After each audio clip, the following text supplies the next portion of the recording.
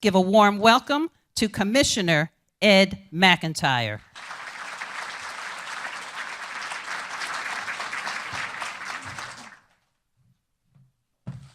Thank you, Victoria. And certainly welcome to everyone to our 13th Annual Leadership Conference, Innovations in Customer Service, Access, Care, and Response. I hope you'll have an enjoyable and worthwhile experience today. It's certainly my honor to serve as your Master of Ceremonies. First, a few housekeeping chores before we begin. Very important. Coffee is at both ends of the hall here, and pastries and other goodies are at the end to your left, my right. Please help yourself throughout the meeting. We will self-break today, and so the restrooms are located outside the doors to the left.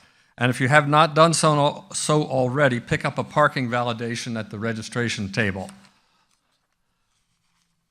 To get us ready for the conference, we will start with a couple of questions about customer service. The audience response system pads are on the table in front of you, as you've been indicated, and you press the appropriate letter number that matches your answer. The system will compile your responses, and they'll be shown promptly on the screen. Question number 1. What is the most important factor in delivering customer service? A, training. B, understanding the customer. C, budget. D, educating the customer. So press your little buttons there. Got mine. And the consensus is coming right up. Here we go. Hey, 88% say understanding the customer. That's obviously very, very key and important in providing adequate and satisfactory customer service. Okay, the next question then is, which one is the world's largest customer service industry? A, the industrial sector, B, the manufacturing sector, C, the private sector, or D, the public sector? Okay, let's have your audience responses here.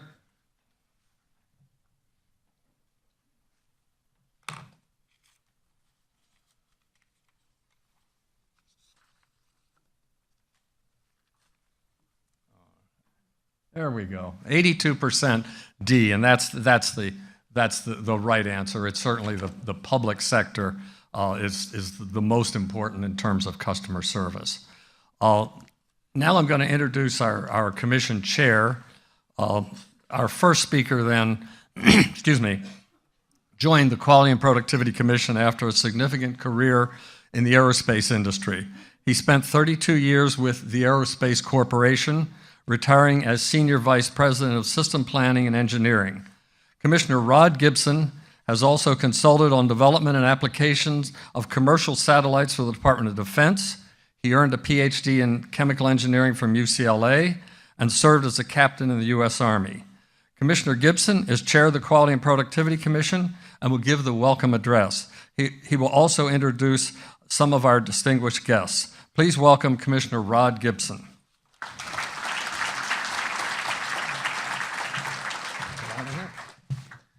Thanks, Ed. Welcome, everybody. As Ed indicated, the 13th conference, leadership conference, that the Commission has provided for you. We're really grateful for such a large turnout. Of course, the objective of today's conference is to share best practices from both the public and private sector in innovative customer service. We want you to leave here today empowered with new information to enhance the customer service function in your operations. Remember, as we go through the program, your customers are the 10 million people in LA County, each other, and the cities you serve in the county. We'll start today with words of inspiration from the Reverend Marcus Gonzalez, pastor of St. John's Chrysostom Catholic Church in Inglewood. It is one of the largest parishes in Los Angeles.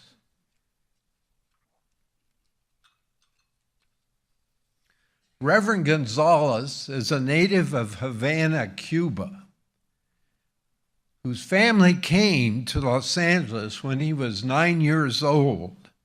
He attended public and Catholic schools. He earned Bachelor of Art degrees in philosophy and Spanish studies from St. John's College, and master degrees in theology and divinity from St. John's Seminary. We're pleased that he is able to join us today.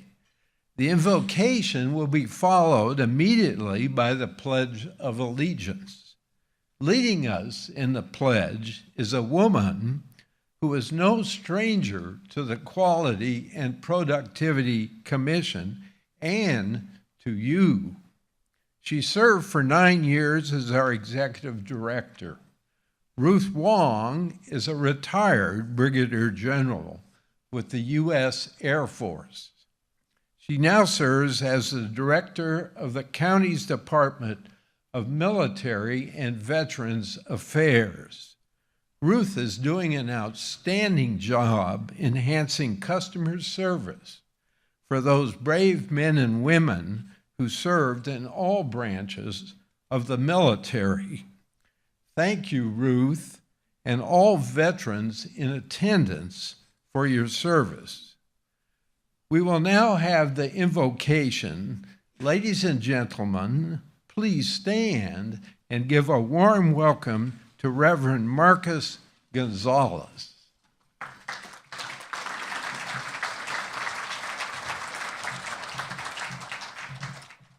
Thank you very much. It's a pleasure to be here with you. I understand this is a conference on best practices and quality and productivity, and we can't do any of that without God's help. So let's pray. In the name of the Father, and the Son, and of the Holy Spirit, amen. Almighty God, who has given us this good land for our heritage, we humbly beseech you that we may always prove ourselves a people mindful of your favor and glad to do your will. Bless our land and our city with honorable industry, sound learning, and pure manners. Save us from violence, discord, and confusion, from pride and arrogance, and from every evil way. Defend our liberties and fashion into one united people the multitude brought here out of many kindreds and tongues. Give us humility to serve you out of love. Endow with the spirit of wisdom those to whom in your name we entrust the authority of government and leadership, that there may be justice and peace at home, and that through obedience to your law we may show forth your praise among the nations on earth. In time of prosperity, fill our hearts with thankfulness, and in day of trouble, suffer not our trust in you to fail. All of which we ask through Christ our Lord. Amen. Thank you, and have a wonderful conference.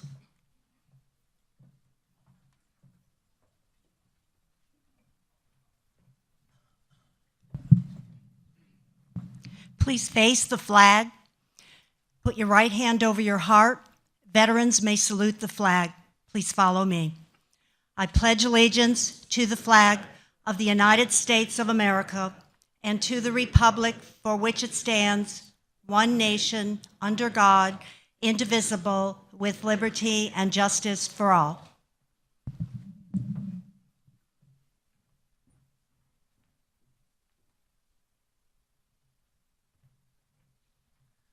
Please be seated.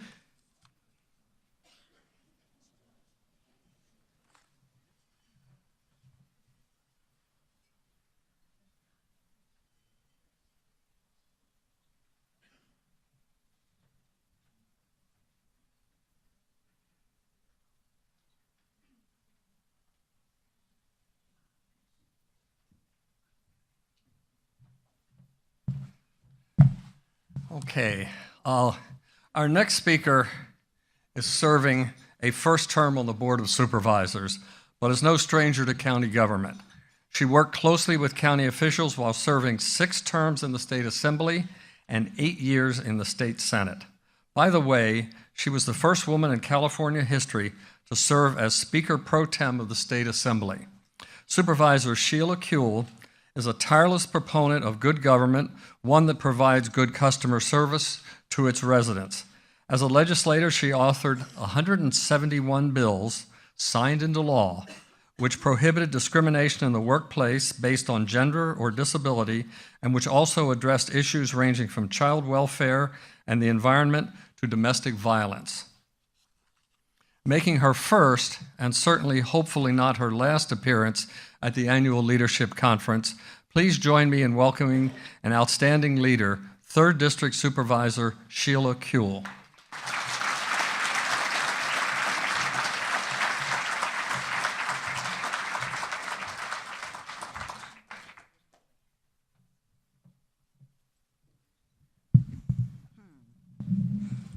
Let's see if this works. Very difficult to be seen over a podium that's as tall as you are. And I have to say, I think before I was elected, I was 6 feet tall. But, you know, they wear you down. I'm sure you're aware.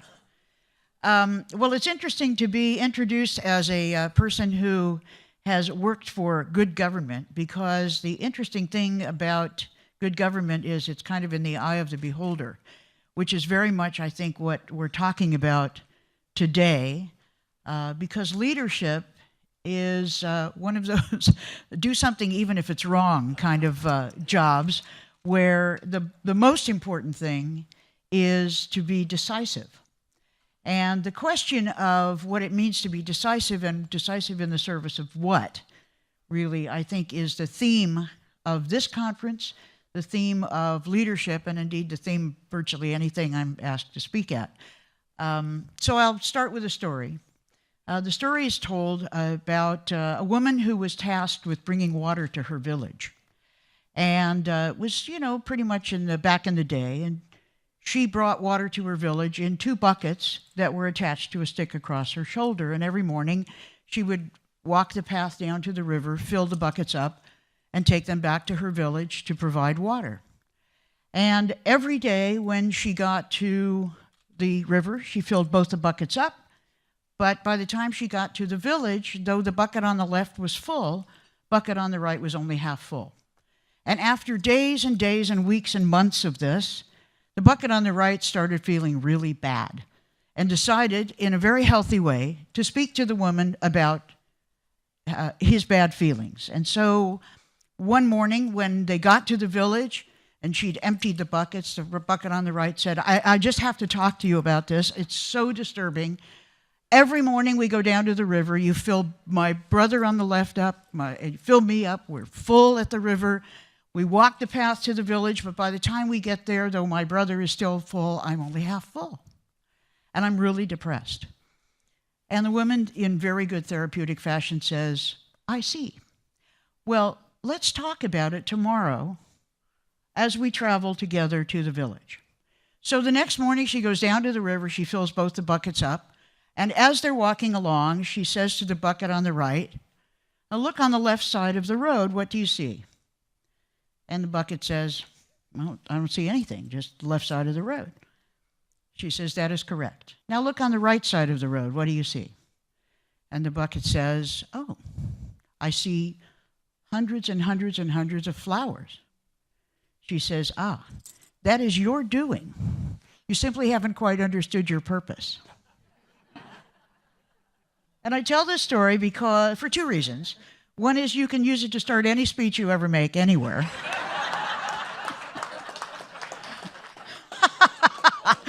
Because, trust me, whomever you're speaking to is thinking about their purpose, no matter what, which I think is a kind of a wonderful thing that we gather, really, to kind of assess what we're doing and why we're here. And the other reason is specific to this particular gathering, the question of purpose. The purpose of government, the purpose of county government, the purpose of innovation in government, and kind of what are we doing? And I was asked to say what I thought I was doing, because it's not a lot of fun to run for office, and I've done it 13 times, I think, altogether in terms of being on the ballot. And yet it is very rewarding and very wonderful to be in a leadership position, to be able to try to decide what can be done and therefore what you will attempt to do. And of course, we don't do it alone. It's kind of like in LA County, it's kind of like 5 people being the governor of Ohio without a legislature, because we are doing the same things that states do, only we're actually carrying them out. What are those people in Sacramento thinking, making all those laws and rules for us? And here, I think the important thing that we are undertaking and have been undertaking for quite a while, in terms of the question of innovation, is, first of all, innovation for what? Innovation for whom? Who is it that we really serve? And I think that's a very deep part of the discussion that we have among ourselves. From my point of view, it's a question of whether we serve only those people that we actually serve, or whether we serve all 10 million people in the county. And the answer, of course, is it depends.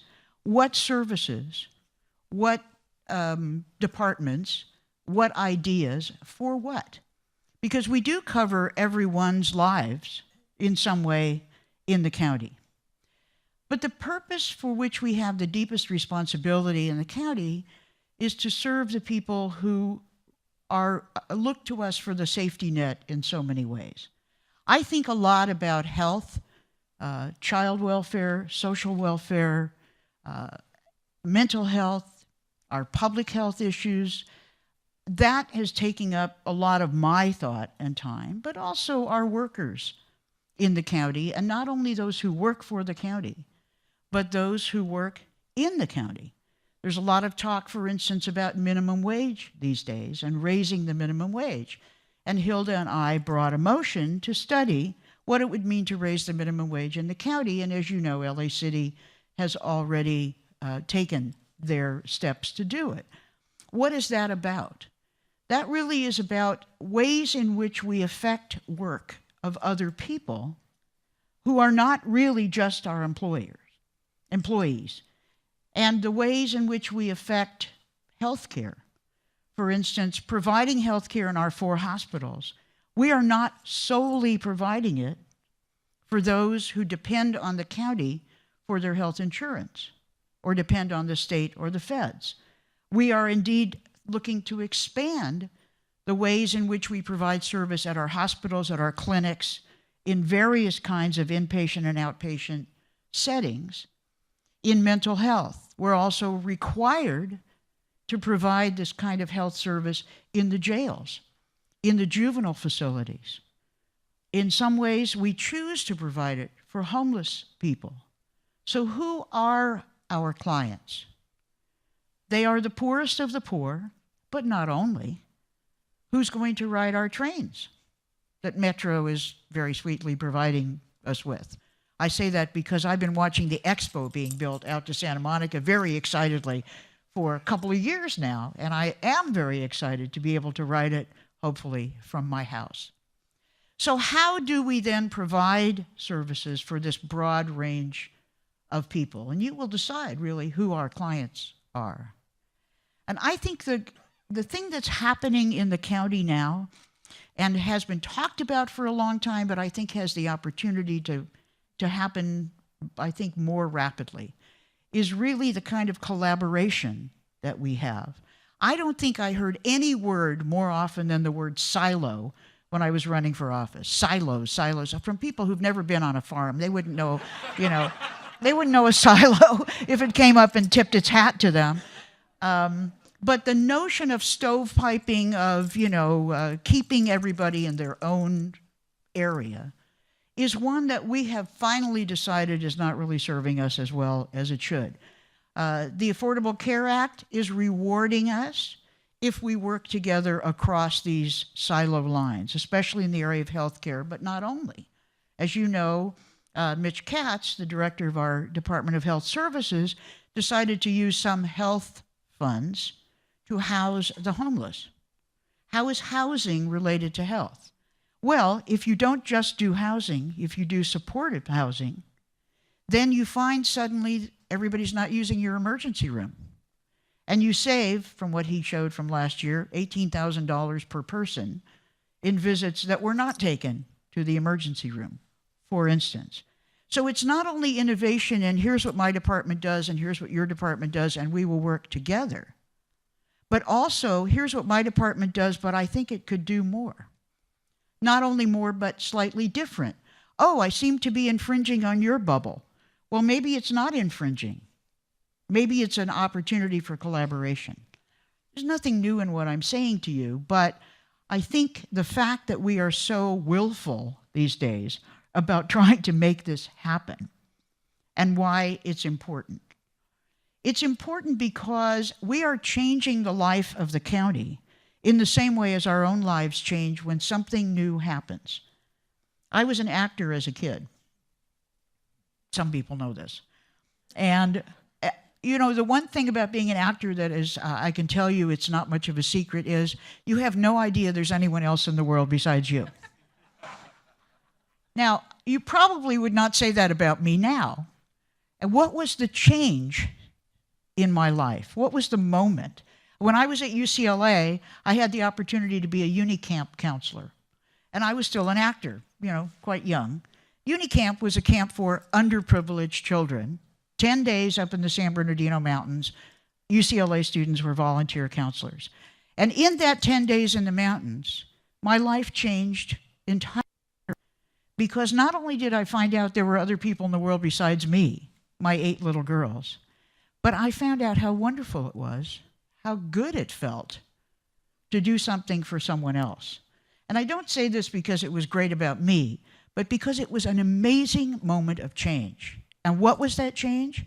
It was the expansion of my experience and the discovery that what I had maybe been afraid of, that is, thinking about other people and how it can completely suck up your life, which of course it does. That part was true. But also the joy of it. People ask me now, and I'll close with this, well, hey Sheila, are you having fun? Is it fun? And of course they expect me to say, oh yeah, great fun. And unfortunately for my friends who simply want a yes, like when they ask you, how are you? They don't want you to say, well, you know, on my elbow, you know, it's just terrible. They want you to say fine. But unfortunately what I say to them is, no, it's not fun. It's too serious to be fun. What it is, however, is so joyful when you can do one good thing, so meaningful when you can do one good thing. So I am so happy that you are here today. I'm so happy that this entire event was even invented. And you have such an opportunity to help us figure out how to do it better, how to do it more joyfully, how to do it more meaningfully, how to really be of service. So I'm very grateful to you for spending your whole day here. And I'm kind of jealous because you get to talk to each other and I just have to go be in front of another microphone and never get that great feedback. But I am so pleased to have you working here and volunteering here and spending your time. And I thank you very much for this morning.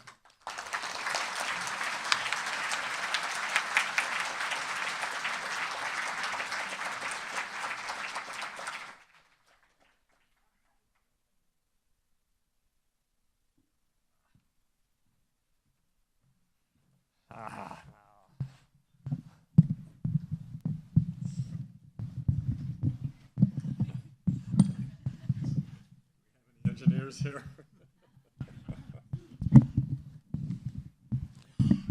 Oh, that's not so bad. Thank you for bearing with me on that one. Our next speaker is a true visionary who introduced the board motion back in 1981 that created the Los Angeles County Quality and Productivity Commission. At that time, county programs faced drastic cuts due to major reductions in federal and state funding, even though the demand for public services was growing. For the board and county managers, the challenge ahead was not easy: how to continue to provide quality public services with limited resources. Supervisor Michael Antonovich tasked the Quality and Productivity Commission with working with the various county departments to promote best practices in operations and administration and to jumpstart innovative pilot projects designed to improve the quality of county services and employee productivity. The Commission is a proud partner with Mayor Antonovich in carrying out this mission. A longstanding champion for children in foster care, his priorities also include improving children's services, public safety, transportation, planning, and health care. This year, Mayor Antonovich complimented the board's observation of the 100th anniversary of the Armenian Genocide with a month-long art installation on 3 levels of Grand Park. The exhibition continues through Sunday, and I encourage you to see the extraordinary photos of survivors. Let's give a warm welcome to Mayor of the Board and 5th District Supervisor Michael Antonovich.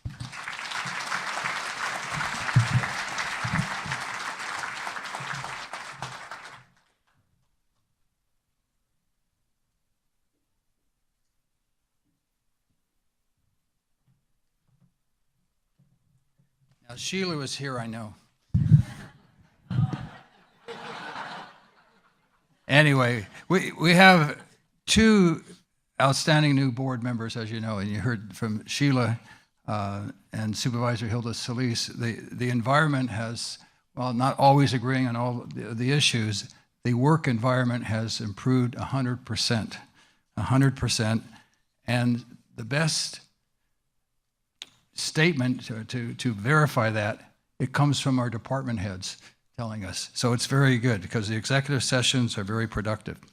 And Sheila has, as you heard her speak, is committed to helping us improve our productivity, as is Hilda Solis.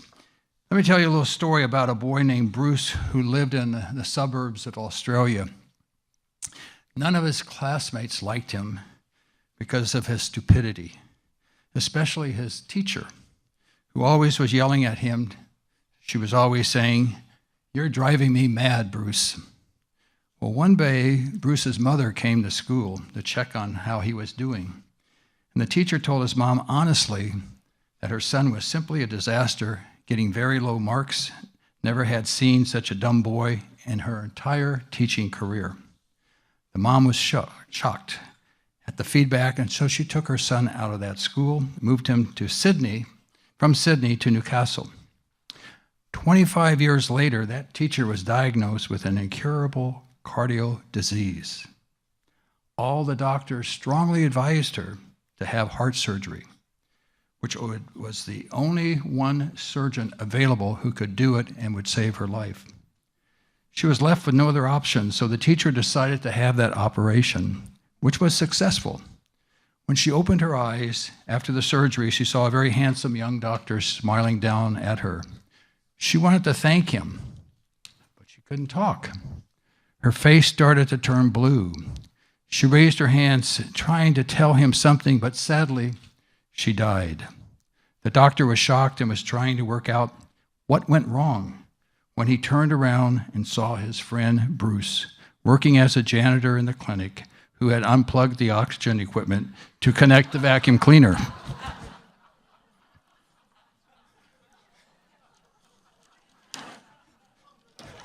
So all of you who thought Bruce came and saved his teacher.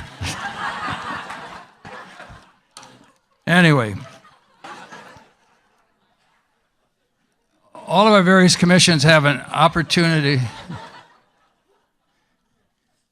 Well, to remind me of Bruce was the editorial cartoon, which was in today's Daily News. And here is a veteran with no legs in a wheelchair. And it has the VA care, bureaucracy delays, and then it says, "Memorial Day is over, fella. Back to the end of the line. Back to the end of the line." And that's why we have our productivity conferences, our productivity commission, economy efficiency commission, all of the various commissions. We want to ensure that the service that we provide, the people are always at the front of the line getting served and not those in the back of the line. One of the residents who's had a problem with risk management, and we're doing this right now, has been going through loops because of the bureaucracy preventing him from getting the vehicle that he has to have because of his physical condition. And the request being approved then goes through a bureaucracy and then comes back and goes back again. The last time they didn't think the car seats, you know, the warmers on your car seats, nobody gets third-degree burns in a car seat warmer. It's just, you know, nobody gets frozen to death from an air conditioner. It goes back to have another person check to see the safety of the car seat warmer. It's these types of idiotic, let's say bureaucratic decisions that impact people's lives. And here, this gentleman, his health. And there are more examples like that he has gone through. And it's like the bureaucracy likes to play with him as if he's a mouse and they're the cat going round and round. So we're going to be looking at that to streamline it, because he's just one person. There are many others who are going through that same process and having that same experience. And the positive experience is what we want to have. We want them to have the positive experience. We are there to help them. We're not there to frustrate them. And I'm very proud of the Economy Efficiency Commissions with the reforming of civil service rules, which we passed unanimously 2 years ago, the consolidation, which was very effective and saved hundreds of millions of dollars, the Productivity Commission. They saved nearly $4 billion since 1981. That's $4 billion with a B.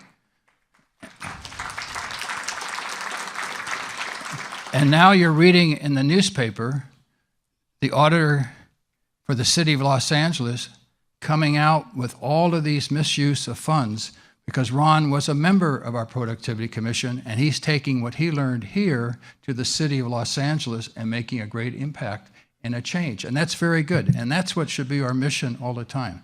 You're representing the 10 million citizens of our great county, and through your work and suggestions, we're going to improve and enhance the service so the people aren't always going to be put in the back of the line. They're going to have their needs met and be going forward, because it's also our community. They are our brothers and our sisters, and we want to help all of them to have the service that they require, and that is responsibility. And we thank you for the responsibility for serving as commissioners, and our department heads that are here as well. And together we're going to have a better county. And from the county, the example, we just saw what happened with City Hall, and that will happen in the other cities in our county and state. So thank you very much for serving, and God bless.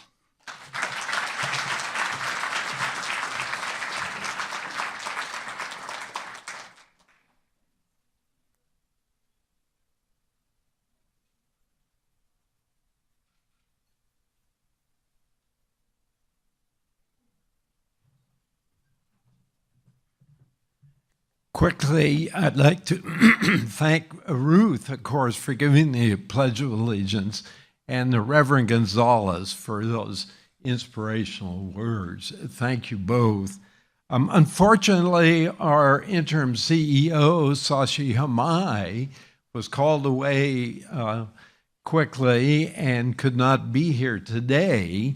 But I'm happy to introduce David Summers, who's the Director, Countywide Communications, and a key member of the CEO executive staff, to give some remarks. So David, here he is. Thank you.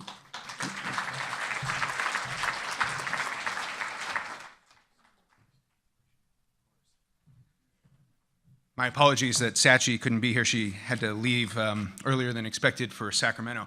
I'm Robert Campbell. I'm the Assistant Auditor Controller. Inside joke, my doppelganger works in the Hall of Administration as well, and we get this on a daily basis. I've started attending audits and OCI investigations on his behalf. Really is pretty shocking that I don't know anything about auditing, but you know, he does a good job talking to the media for me. So Robert, thank you very much. I love this theme. I love the theme of innovations in customer service, because it's really at the heart of what we do in communications, and particularly in public affairs. Everywhere you look in this room, every single department in this room is a perfect example of innovations in customer service. And a plug for the county annual report. If you want to learn more, just check out lacountyannualreport.com and you can learn more about what departments are doing. Every person I see, every department head in this room is a perfect example. The fire department, it's more than just serving 4 million residents, but it's bringing in electronic health records. You want to talk about customer service, look at what DHR is doing in modernizing our job application system so that the 250,000 people that apply for county jobs every year have a great experience. Child support services, 30,000 applications, 3,000 phone calls a day, 300,000 active cases.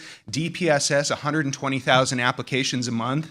You can't have that sort of caseload without having a robust customer service program. Auditor and controller is an example of, sometimes it's the interior facing, it's the central agencies. Talk about improvements to our enterprise financial system. Thousands of county vendors that rely on us to get checks for services, to interface so that they get paid for what they do for the county. Auditor and controller is doing a number of things to make it easier for vendors to work with the county. There are examples everywhere we go. Executive office. Sachi, when she first became the executive officer in 2006, one of the first things that she tackled was reinventing the not just the lobby experience, but the customer experience in the executive office to create a customer service center so that the thousands of people that are filing conflicts of interest, the thousands of people that are filing records requests, hundreds of lobbyist registrations, it was an easier example. There are digital innovations all over this county. We just have to look to ourselves. TTC, coroner, it's everywhere. One of the things that I'm most proud about, though, is a project that truly touched every county department and every board office. That was the recent overhaul of the county website, lacounty.gov. Dave, could you bring that website up, please? This is a project that really was, QPC was the direction behind this. And in 2007, we, ISD, CAO at that time, and CIO worked on a WebSphere project to bring in a really 1.0 version of the county portal. And after 6 or 7 years, we hadn't done much to upgrade it. QPC took a very close look at this a couple years ago and came back with some recommendations about how we could improve the front face of the county's digital presence. And they came back with some great recommendations about looking at open source technologies, about looking at ways to use free platforms that other government agencies had used to find ways to improve that customer experience through digital technology. And they came to the same conclusion that we did, is that we needed probably $700,000 to $800,000 in a year in order to make it happen. And QPC gave us a good marching order, and we went and we made it happen in 90 days for $120,000. And what we've got now is a website that was from a technical end, was a fantastic partnership between CIO and ISD. Rich Sanchez's team, Dave Wesselic's team, Dave Chittenden's team. We couldn't have done this without your help. Thank you very much, guys, to both of your departments. That website, it was done with open source technology. We did it in 90 days, but let me tell you a little bit about it. The county website is the first entry point for 500,000 people a month. We get 6 to 7 million visitors a year. We do $1.5 billion in transactional services through all the county portals. Some of our county websites, actually, departmental websites, have more traffic than the overall county site itself. Animal care and control, the adoption program, huge traffic load. The inmate search program has a huge traffic load. So what we tried to do with this website was make it easier for people to find what they wanted to find within county departments, to make it easier for people to get to you. And we did that by bringing in things like Google's free translation system. So now the website instantly translates into 85 languages. We created a custom search engine that now dumps out to Google as the back end. That is an interim solution. Well, we're continuing to work with CIO and ISD on an autonomy solution to create a brand new search engine functionality, knowing that most people just want to simply type something in, not get thousands of results. They just want to get to where they're going. The feature that I'm most proud of is the live chat functionality. We get between 30 to 60 live chat sessions a day. This is the first thing for the county's homepage. It's down in the lower right-hand corner of the site. And if you launch that, you get somebody in my office. Oh God, don't launch it, Dave. They're going to actually want to. Okay, a real test of our resolve, and hopefully Maria's there. But the live chat function during peak times like property tax season, if you want to go see something in action, go look at Keith and Joe's staff down on the first floor, and you see something really impressive happening. But we also get upwards of 300 live chat sessions a day during property tax season. That's been a great service for us. It was an off-the-shelf solution where we spent $300 a year for a live chat that doesn't require any installation of software. CIO, ISD had no problem with it because it was a secure system, and it's a great customer service innovation tool. $300 versus some of the competitors were $5,000, $10,000 a year. I do want to also talk quickly about the emergency communication system in it. This is a partnership with OEM to give us, and fire and sheriff to give us all sorts of new mass emergency notification tools that we didn't have before. But I also, no project is done without a great team. I want to thank Brandon Dowling, one of our communication specialists. This has been Brandon's baby for the past year. If you ever need someone that knows digital innovations and customer service inside and out, Brandon is your go-to guy. Hit him up, put him to work. He won't let you down. The last thing I want to say is this website, to do this in 90 days was a huge lift. There were things that we left on the table. There's more coming. It took us 7 years to get to an overhauled website. It's taking us 9 months to get to version 2.5. And you are actually the first to see this. We have a meeting tomorrow about version 2.5 of the website. Again, fantastic partnership between CIO and ISD and every single department. This website would not exist without the support of every single department. Every single department had somebody that helped us with loading the content, with figuring out how to go from thousands of pages that just all cycled back on themselves, because our website was trying to be all things to all people, down to 150 key pages that get people to where they're trying to go.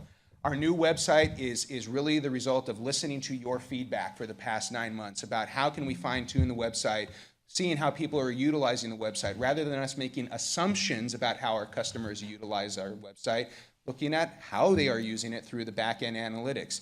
So this is where we're going with version 2.5, but it represents a new day in the county of digital customer service to get to an overhauled website in 9 months versus 6, 7, 8 years. There's a revolution in digital customer service and innovation happening all over this county. It's a credit to each department. Thank you very much for letting us be here today. You've got a great panel of speakers ahead. Have a good day. Thank you very much.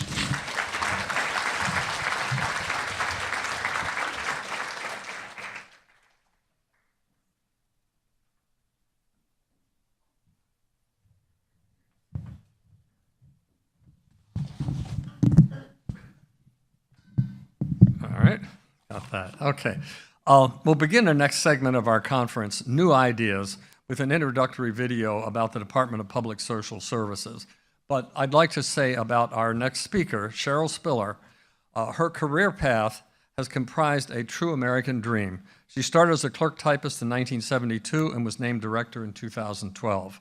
Since her appointment by the board, Ms. Spiller has expertly used the functionality of innovative software programs to raise the bar in providing outstanding customer service. But before she shares her insights, let's watch the DPSS video. The Department of Public Social Services serves a large and complex urban county with a caseload that is larger than 48 of the 50 states in the Union. The CSC now services all cases throughout Los Angeles County in all threshold languages. The CSC resolves 75% of the calls that were previously handled by our district offices, allowing case processing workers more time to efficiently determine eligibility and provide excellent customer service. Okay, Cheryl? Oh, there she is, okay.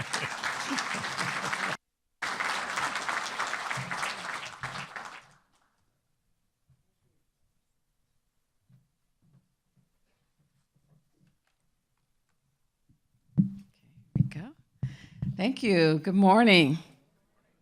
Let me begin by thanking the Quality and Productivity Commission for this opportunity to share information about my department's Customer Service Center.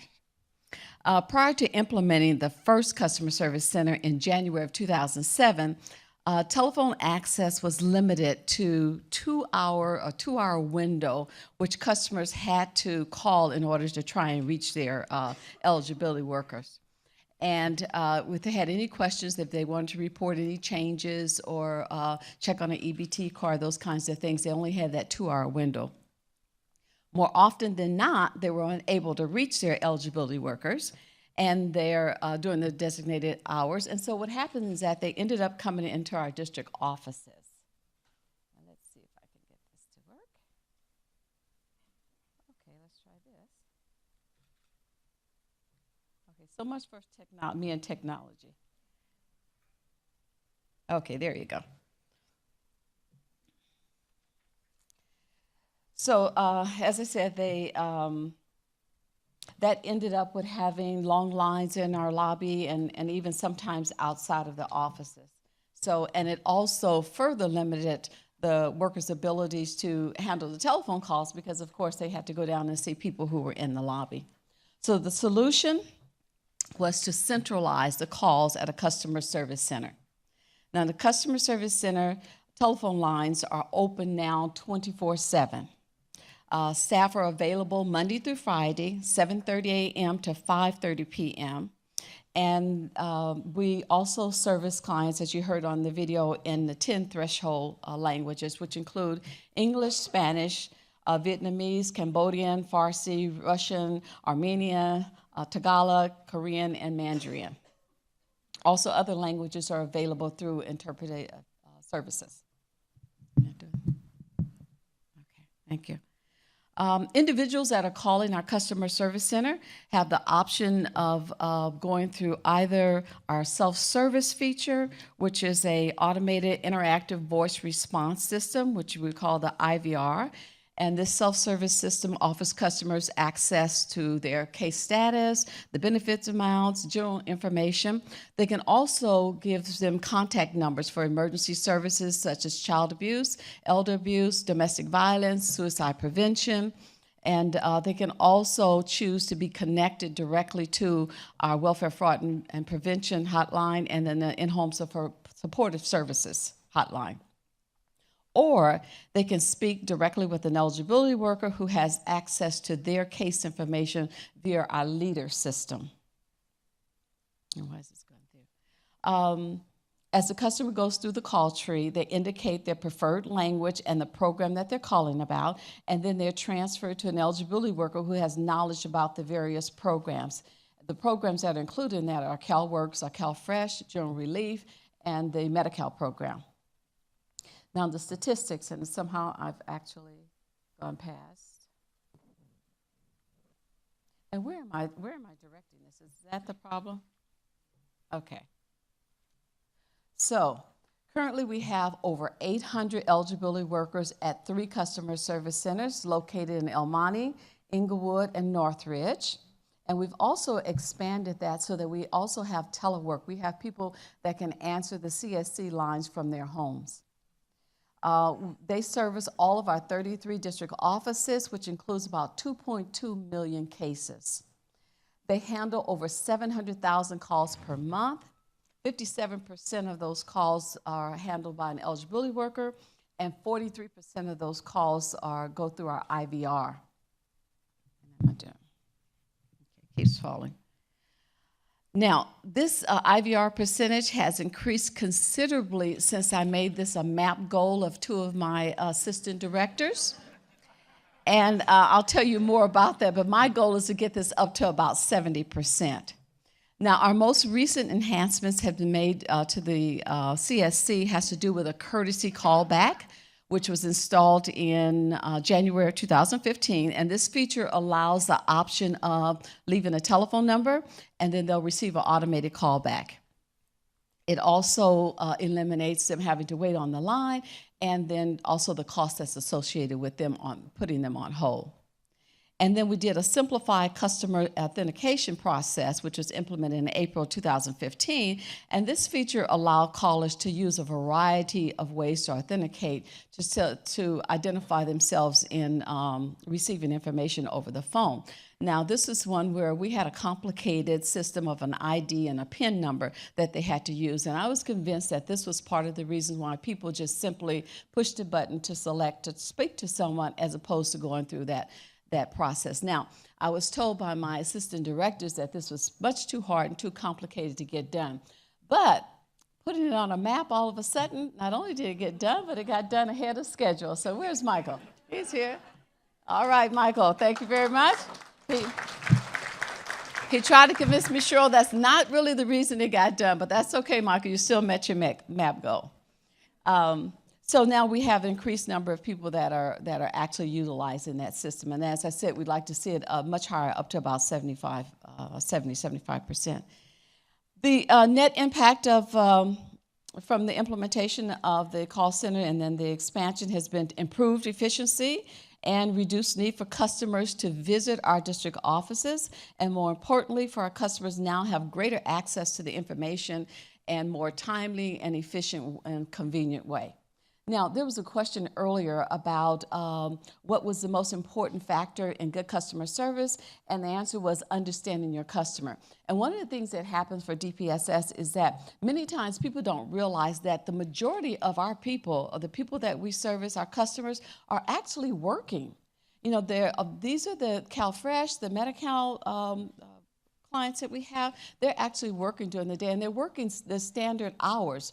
So they would have to miss work in order to come into our office. So now the CSC provides them with access 24/7. They can call before or after work and get the information that they need.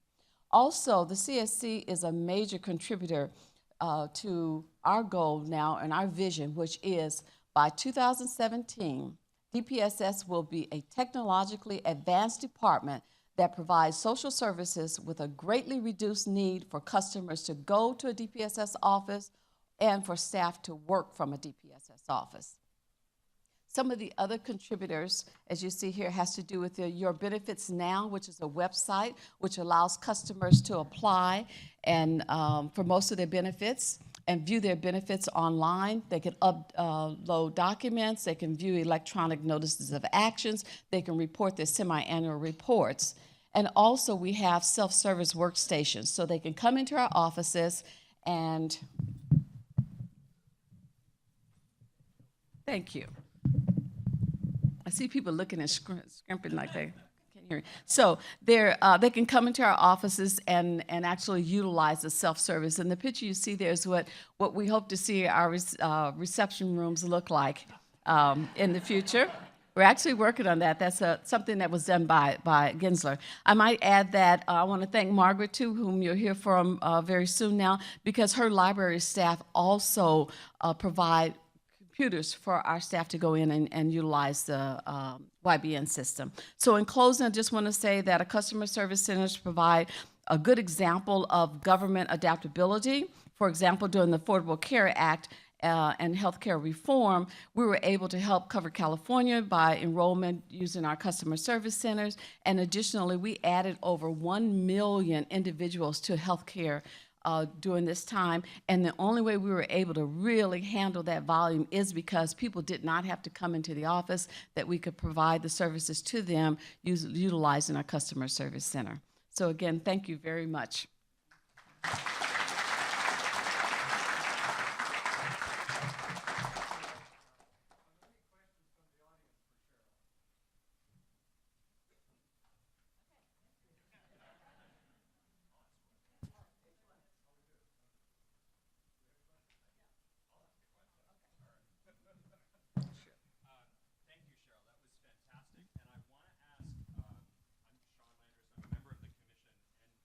Sean Landris. I'm a member of the commission, and as I've been on the commission, I have noticed that you make it a practice to pilot great new ideas, and I think you have a few plaques and eagles on your wall to show for it. Could you say a word about your approach to bringing that process of innovation, that specific issue. You've shared with us about our results, but when you actually think about a decision, when somebody comes to you with a new idea, when you see an opportunity, whether it's Mars or something else, what is it about you and DPSS that leads you to take a risk on a pilot like that, knowing that it could be a fantastic success or something that you kind of quietly move on from in a few months' time? I really think that it has to do with my background and my history. You know, I started in the department as a typist clerk, and I can remember as a clerk having ideas about how things can be done and how they can be done differently. And so with that, through the transition, I always remember that there are people out there that have great ideas, and so I'm open to that. And I tell the staff, the other thing for me is that there is no one answer or one solution to any issue.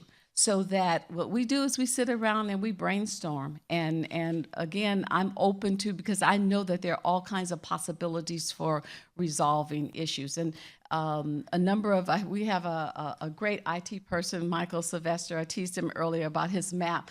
But Michael is a person that has a tremendous background in technology. He's open. He tells me, he researches and says, what kinds of possible solutions there are.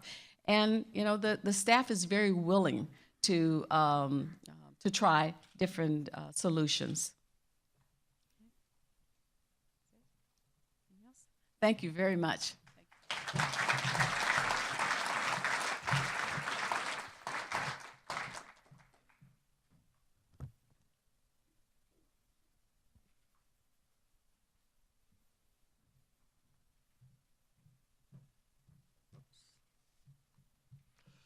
Our next speaker, County Librarian Margaret Donnellan Todd, has steered the county public library through tough economic times while maintaining the library's role as a vital part of the community. The county library is the largest public system in the nation, consisting of over 85 community branches, ethnic resource centers, and bookmobiles that travel across more than 4,700 square mile area to bring materials to a diverse group of neighborhoods. With the board's support, Ms. Todd has spearheaded numerous renovation and capital projects for the Pico Rivera, Lawndale, and Manhattan Beach libraries. She led the library's leap into the digital age by introducing the 24/7 virtual library, which she will tell us about today. Ladies and gentlemen, please join me in a hearty welcome for one of the county's innovative leaders, County Librarian Margaret Donnellan Todd.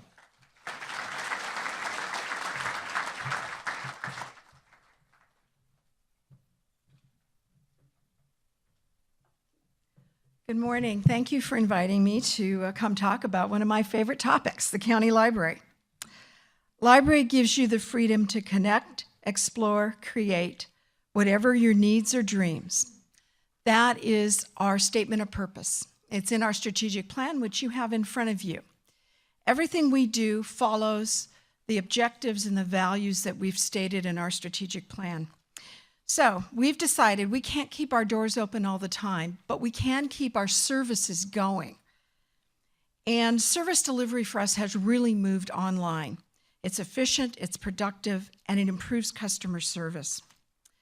So picture us as a retail store with a very robust call center and service center, because that's really what a library is. And I would challenge you to guess which our busiest library is right now. It's our virtual library. It kicked Lancaster off of first place come last June. And it's more than just our website.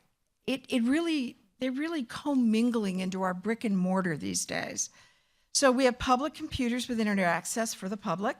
We now are introducing laptop kiosks where people can come, use their library card, and check out a laptop to use in the library. And then when they're done, they just put it back. It erases the hard drive and recharges. But we also have a self-check machine, self-serve model in our libraries where we would like a percentage of about 90% of our users to do their own checkout, pick up their own reserves. so that it frees our staff to help them with more complex problems. We have Wi-Fi in every library, and it is 24/7. The average Wi-Fi session is about 48 minutes, and our statistics show us that people are using our Wi-Fi all hours of the day and night. They're in their car in the parking lot, they're at the window, or as one gentleman proudly told me, he doesn't have to subscribe to Wi-Fi anymore. His house is close enough that he just gets ours. And he comments that it works a lot faster at night after the libraries are closed. So how do we decide what we're going to do and what it's going to look like? We really don't do it from a top down. We really depend on our innovative field staff and our customers to tell us what they need and how they want it delivered. The Qualitative Commission talks about plain language. When we talk about plain technology, the idea that Steve Jobs has, that things should be easy and intuitive to use. So we test everything, not with our tech experts, but with regular people like me. Can we actually use it easily? And if we can't, let's keep adjusting it until it works. However, for those of you who download some of our apps, things like our ebooks, you know that Overdrive is clunky and we can't do anything about it, even though Susan Broman keeps telling them to fix it. One of the main decisions we have now is when we add a service, we ask, can it load on a mobile device? Not only for convenience, but because in our low-income communities, a smartphone is often the only device someone has. We see stories all the time where kids are trying to type in their term papers on their smartphone. Luckily, they find the library and realize we have computers and they could do it a little more easily. So that's really important to us. We get a lot of contact back from our customers. We have live chat, we have Twitter, we have Ask a Librarian. And all the concerns, complaints, or suggestions are forwarded to me so I can see them. So I can tell you, our communities have a real sense of ownership. I mean, they actually think they own their library. Oh yeah, I guess they do. Those taxpayers, yeah. So what are the ones that interest me the most? 2 a.m. Saturday morning, an email to me personally. Your system is slow. Something's wrong. 4 a.m. I emailed you over 2 hours ago. Why aren't you responding? So we had to explain to that gentleman that while we're 24/7, we do let our staff get some sleep once in a while, and we will attend to it immediately the next day. My other favorite, you moved my lounge chair in my library. I don't like the new arrangement. Put it back. Okay, we'll put that chair back. Finally, any comments we get about poor customer service, your staff was rude to me, I've come to realize that because the library is such a personal community service, they hold us to a higher standard. And so when people tell me about not getting good service, they've taken it very personally. They're very hurt. And I have people say, well, if this was the DMV, I would have expected that, but from you, I expected more. They want the library to be fair, and they want them to actually care about the issue they have. And as one lady told me, it's the last place where I feel people will actually help me. So my staff needs to understand that, to take that extra minute to help somebody to resolve, just waive the fine, don't worry about it, make their lives a little easier. So Google may fail you, but the librarians never will. In addition to using all that electronic communication to talk about the library itself and the service, they use it to ask questions. So our librarians are doing reference questions all the time. Instant chat, they can get on and talk to a librarian immediately. What else are they doing? Well, they're on the catalog searching 24/7. They're placing holds between 7,000 and 12,000 a day that then can be sent to any location. We ship during the night. Contract shipping service comes and books are on the move. Download books, audiobooks, DVDs. We have Overdrive, One Click Digital, Freegal, Zinio, and Hoopla. We do a lot with online learning now. You'll see one of our objectives is being a center of learning. We have 6 different learning options: Gale courses, Universal Class, Learning Express, Mango Languages, PowerSpeak Languages. Tutor.com, which is also our live homework center. You can go on and get 20 minutes of free tutoring first grade through college on almost any subject you're taking. But they also offer courses now, especially job development courses, how to write a resume, things like that. We're just adding lynda.com, and drivingtest.org is not up yet, not quite up yet. It is up, okay. And my favorite is Career Online High School. We're piloting this in 2 libraries, Lancaster and East LA. This allows someone who maybe dropped out of high school their junior or senior year to online go back and get that diploma, an actual diploma from an accredited high school, which means so much more than a GED. And when you look at the dropout rates in Los Angeles County over the last 20 years, we know this is something that's going to be really important to our communities. We also have lots of programs on there. We have sites for parents, teens, kids. You can do your summer reading program. You can join a book club, all kinds of things. You can manage your account. You can even pay your fines online. But we still have humans, and that's important. That human contact's very important. So why do we care? Why are we motivated to do this? It's not because we're ordered to do this or we have to in terms of, being that engaged. It's because we know if we're not meeting the expectation of our customers, public libraries will go away. And I think that would be a crime because public libraries are so important. In 1990, experts said that public libraries would be empty by 2010. The reality is that public libraries are thriving in the 21st century. And for us, our brick and mortar and our virtual are just going gangbusters. So, our mission, our statement of purpose hasn't really changed since we started in 1913 in terms of the big picture. What has changed is how we deliver it. Thank you.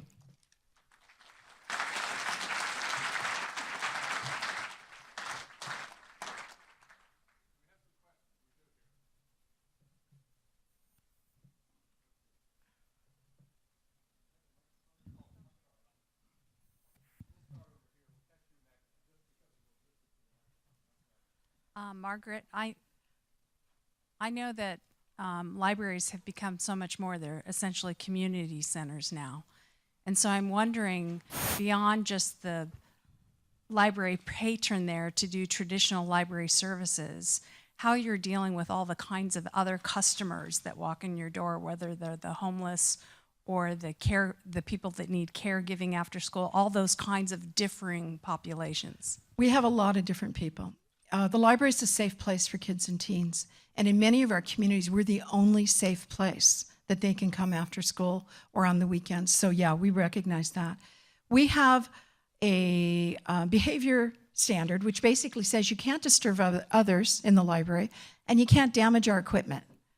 So pretty much, if you follow those rules, no matter who you are, whether you're a homeless person or you're a wealthy person from Malibu, you will receive respect and good service. We are using our libraries a lot as community centers because it's somewhere people feel comfortable to come. People don't view us as government, so in many of our communities, they will feel safe coming in and getting a service, such as a flu shot from the library, where they would not come to another government building. So we're welcoming everyone. We also realize a lot of people use us as their home office. They don't want to sit at home and work. They come to the library and work, and then they use our resources and our staff while they're there.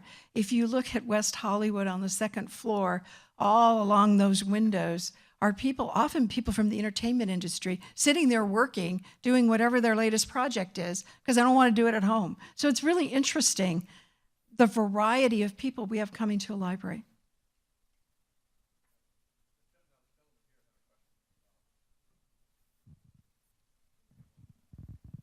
Hi, I'm just going to follow through because that was a great question that I was going to bring up. I love libraries. They're fundamental to our communities. You're the depositories of information. And I think perhaps you might be able to tell us a little bit more about just how really you provide more than just information about the books and materials there. I mean, we talk about our indigent communities, our people with mental health conditions, domestic violence, but also our migrant communities that really go to your facility to learn English, to learn skills. You provide, pretty much you're like the gateway for resources for people in our county. our community, our librarians are giving a lot of information to people to help them get to Cheryl's service, to be able to show them, well, you can go online. And what we find, we're technology trainers today. The digital divide is alive and well, and there are a lot of people who don't even know how to fill out an application online. And the library is the only place they can come where a person will take some time and help them do it. So yes, we're very much that. We're not just about the books. The books are important, whether electronic, but it's about the information and the service. We're job centers. We have a lot of job resources online, and we're helping people figure out we say to them, well, you know, if you sit down and use the computer every day, you can take an online course that'll teach you this. You can get certified on Linda. They'll give you a certificate. And that's the kind of thing we're doing today. And that's what our communities want from us. Last question, Laura Perez. Can you give us an idea of what the public library experience will be like in 2020, the digital age? Oh, that's a great question. Now, we spend a lot of time thinking about that. So what do we know? We know the library is what they call the third place. It's not home, it's not work. It's where people come to gather. That's what they want. So we need to keep renovating and building new libraries because we need to have the inside fit what people want. I can't afford to do Manhattan Beach, which just opened 2 weeks ago, that has an ocean view on the second floor and a fireplace. You know, they got money, so what can I tell you? But I can afford to do a really great library in East Rancho Dominguez. So that's the piece of it, knowing we're the gathering place. We also know we have to make sure our electronic, our 24/7 service is as robust as we can make it. But we still have those print materials. And I think 2020, I don't know, I'm looking at my staff over there, Miguel, Susan. I think we'll still have print in 2020. Yeah. And a lot of people make the debate with young children that the picture books actually are better for them in terms of developing their brain as they start to learn to read than the electronic. So yeah, you're going to still see that mix.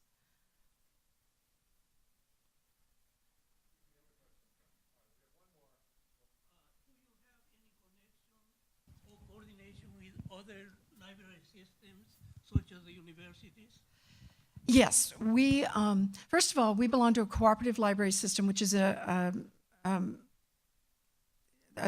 cooperative group of all the public libraries in Southern California. Well, almost all. Some of them won't play, but so LAPL and LA County talk all the time, and we are competitors in the best sense of the word.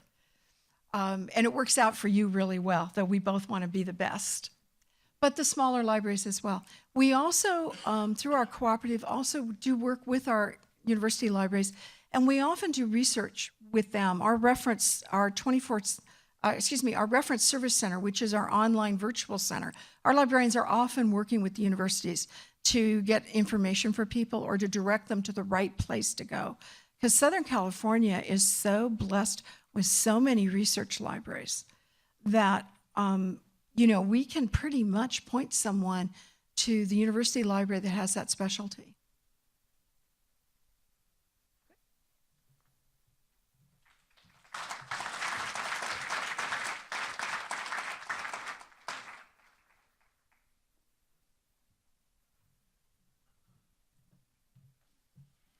All right, well, thank you, Margaret. Thank you, Cheryl. These were both very helpful and inspiring comments. I can personally give testimony to the value of the library's innovations. Despite the clunkiness of Overdrive, I read books. I've read dozens, maybe scores of books on my personal electronic devices that I've downloaded from the county library and put holds on and had books there and done this in the middle of the night, done it from out of town, whatever. So that certainly has reached out to me personally and been very useful kind of thing. Okay, we're going to switch gears here a little bit. We're going to talk about internal customer service, internal to the county. But first, let's take out the audience response devices, and our next question focuses on MARS, the Mileage Authorization and Reimbursement System. I've been told by those in the know that many individuals in this room are big users of MARS, and let's see how much you know about the users of this major process development. So we have approximately how many mileage permittees are there in the county?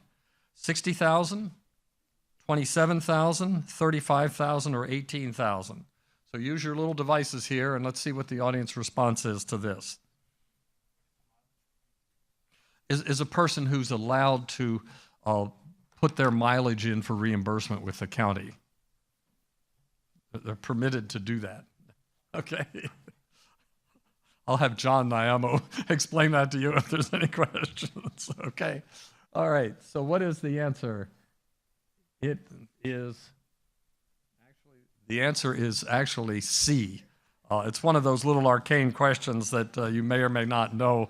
So it's like when you take your DMV test and how many feet behind a fire truck do you have to be or something. You just have to memorize those things and not and be aware of it. But anyway, our next presenter is a veteran of county government with more than 35 years experience. He is a member of the County Claims Board and assists in representing the county before bond rating agencies and bond investors. And we all know how important that is to keep our interest rates down. He's also a very courageous leader. John Niamo oversaw the Auditor Controller Department's pilot project to automate the county's cumbersome and inefficient mileage reimbursement program. This was a major undertaking. May I see a show of hands here, please? How many of you miss filling out those old mileage forms or trying to remember your last odometer reading? Anybody? Hey, that's pretty good. Okay. MARS has greatly improved an important countywide process, but the system needed collaboration and teamwork to conduct the testing phase. A sign of MARS' success has been its wide acceptance within the county family.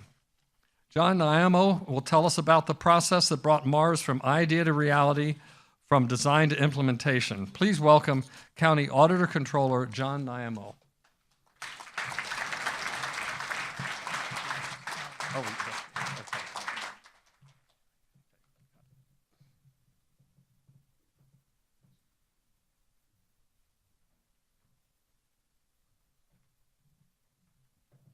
Good morning. I want to thank the Commission for hosting today's event and allowing us to be part of the agenda. My name is John Niamo, for those of you that picked up the subtle difference. The mileage system that we actually partnered with ISD and DPSS to put in replaced a very old system, actually decades old. And so I'm going to kind of give a little overview of how we went about doing that.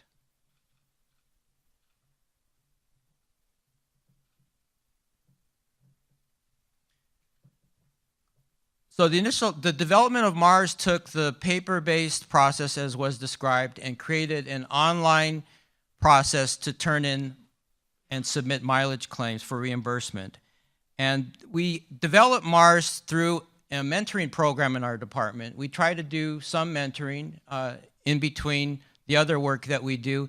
And we actually took a team of people from different disciplines within our department and pulled them together to focus on how we could replace the ancient mileage system. And we came up with MARS. I want to acknowledge our Assistant Auditor Controller, Bob Davis. He's in the audience today. Bob, if you could just stand up real quick. Bob was the executive leader of not only MARS, but actually I want to also acknowledge Bob for the past 10 years. We've put in accounting system and other systems. So Bob was the most singular responsible person for converting us from an old accounting system to what we have today, a modern accounting system. We developed this with the cooperation of DPSS. I want to thank Cheryl Spiller and her staff. They were about to do their own mileage system, and we paired up with them and were able to learn a lot from them in terms of how they did their mileage program. Being one of the largest employers in the county, they have quite a few people that are on that are eligible for mileage.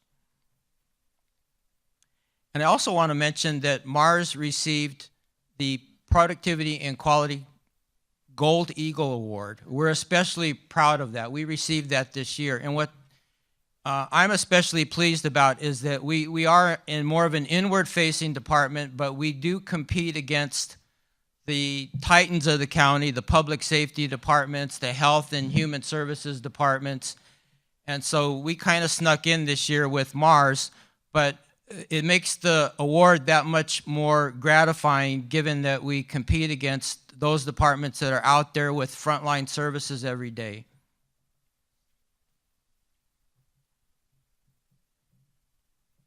The problem with paper, I recall early in my career in the 1980s, I was a staff auditor and I would fill out mileage claims. I think we used carbon paper back then because you had to have 3 or 4 different copies of it.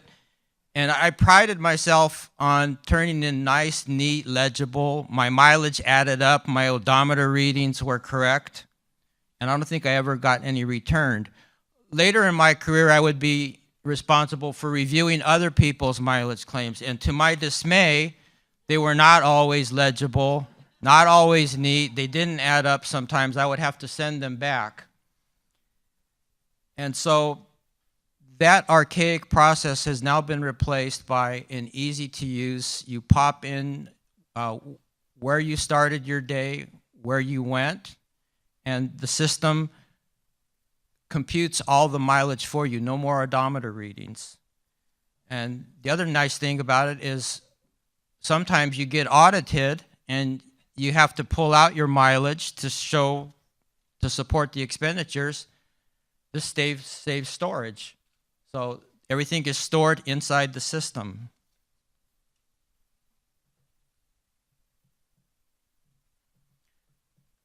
Lack of process integrity. I'm not going to say that there was no integrity with the former system. There was, but this does it better. Some of the ways it does it better is it consistently computes distances. So if 2 people left from headquarters and went to the very same office out in the field, you'll get the same exact mileage for each one rather than being subjected to what they thought the distance was. So that helps. It computes the mileage rate against the mileage. That's all done for you. And it effectively standardizes that whole process.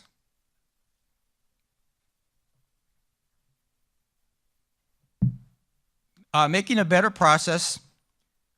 With DPSS, we, as I said, had one of the highest claimers of mileage in the county, and they had begun to develop their own internal mileage system, and they provided us with a lot of valuable requirements that we were used to build the county system.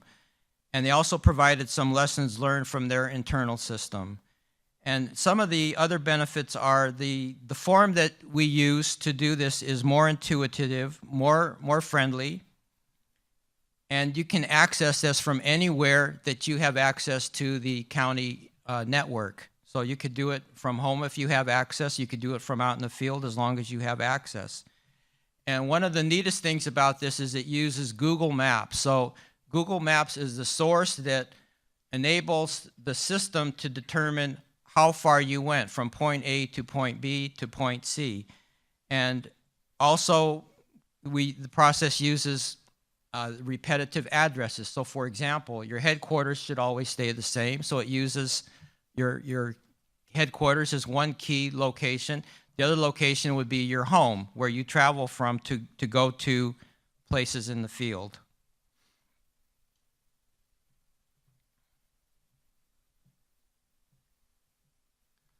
Some lessons learned.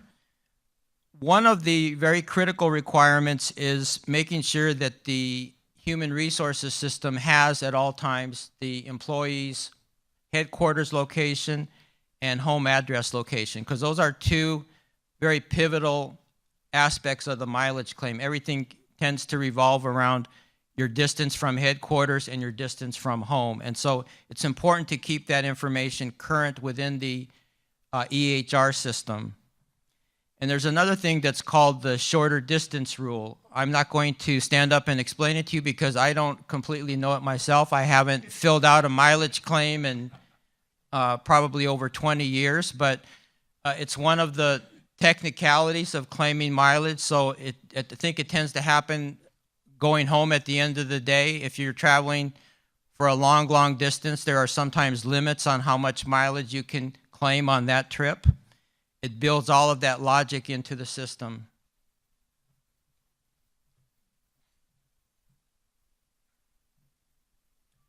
Some operational efficiencies. The process was streamlined by automating the workflow that came into the supervisor. So in the past, the supervisor would have a stack of mileage claims. Now they're on their desktop waiting for them to be approved.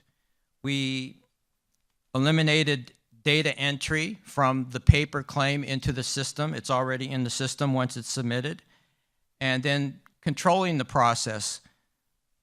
We would find in the past that there was a tendency to wait and have many months accumulate before people would put mileage in. The system now is more user-friendly and does lend itself to people putting their claims in more timely. The business rules are automatically applied. And then we have a workflow process. So the mileage permittee would enter the data, and then depending on how the work flows within an individual department, it would go to an approver. In some cases, departments have 2 approvers. It would go to the second approver after the first one. All done automatically. No more shuffling of paper within the department.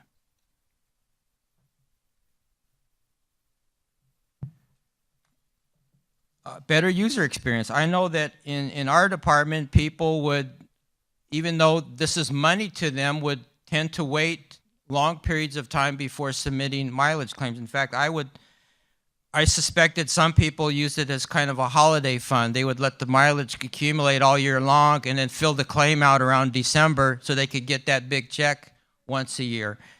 This is actually, I won't say it's fun, but it's more tolerable for the person to put in the mileage. And our experience, at least in the auditor's department, is that people now turn these things in much more timely than they did in the past because it is user-friendly.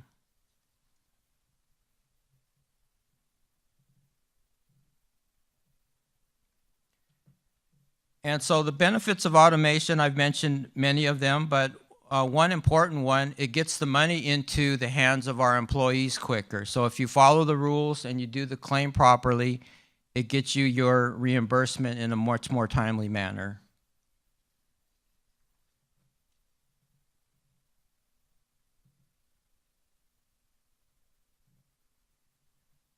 And this is a recent development. We have a dashboard now on Mars. If you haven't had a chance to see this yet, I would encourage you to look at it. But at a glance, as you can see, it puts out information about the status of the mileage claims, what's pending approval, what claims of your own have been approved, any denied claims. It's all there at a glance now.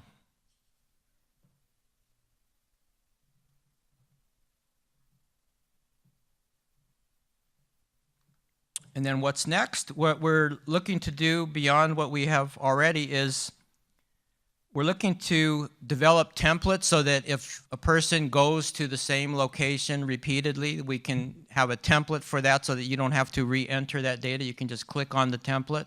It will pop up on the screen. And then another thing we're looking at is to use a mobile app. And mobile app would enable you to track your trip, and potentially you could take a picture of a parking receipt, and that would get into the system, and we would be able to reimburse you for parking without an actual paper parking ticket. And with that, I again thank the Commission for allowing us to talk to you today, and look forward to more competitions in the future. Thank you.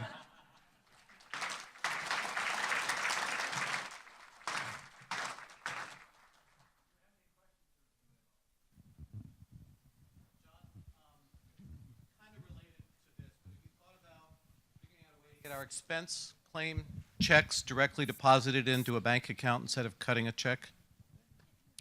We are. That's doable, of course. We have for those people that are on payroll direct deposit, we have that information, and I don't know that it's on the horizon right now, but it is something that we'll take into consideration. It's a good idea. Yes, sir.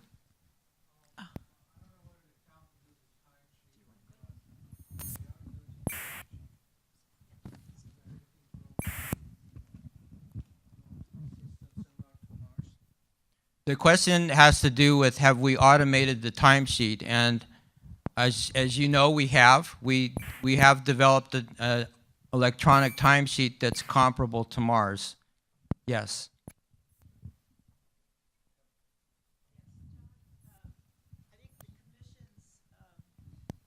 Focus was to look at customers, not only external customers in the communities, but internal customers, which are our employees. And from that perspective of serving our internal customers more effectively, the system would appear to be relative and effective, et cetera. But have you gotten any feedback beyond the dashboard info, feedback from numbers that some employees have not gotten on board because of the catch errors, and maybe the automation isn't to their liking because maybe they're not, they're into more manual. Everybody has a different style, and we have generational employees. Some are near retirement, some are starting. Have you gotten feedback on others than the wonderful employees that said they loved it? We have. Thank you, Evelyn. We've gotten feedback. There's obviously a learning curve, just as there is with everything else. I think this is certainly less complicated than the automated time card we put in. And the automated time card, which coincided with this, was probably a bigger challenge. But I think at this point we're beyond that, and it's now become the norm, and we've gotten over those learning curve issues. Hi, thank you for your leadership on this. My name is Will Wright. I'm one of the new commissioners here with Quality and Productivity. And my question is, knowing that we have, and people that know me probably know what question I'm about to ask, knowing that we have one of the best transportation systems in the United States and that we're investing billions to make that transportation system even better, the opportunity with Mars to really find a way to incentivize a modality shift for the county employee to ride transit and find a way to collect perhaps a percentage of that investment, so that we're really shifting people away to the system that we're investing in. Do you see an opportunity with Mars as a way to kind of trigger that? Let me make sure I understand. You're suggesting that perhaps public transportation be an alternative to driving?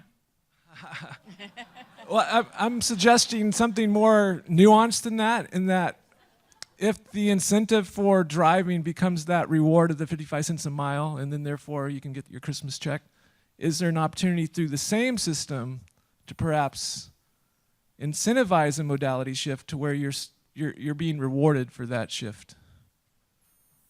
Because there would be a direct county benefit. Yeah, I don't know that it's inherently in Mars itself. I think that's a policy discussion, and I think that over time Mars could adapt itself in such ways that we would encourage that. I think the best example of that is our health director, Dr. Katz. When I see him, he's carrying a bicycle helmet. Yes. Yeah, just a comment. Commissioner Gutierrez, you mentioned about the staff exercise, I mean, their experience with this. And my staff is probably the largest users of that.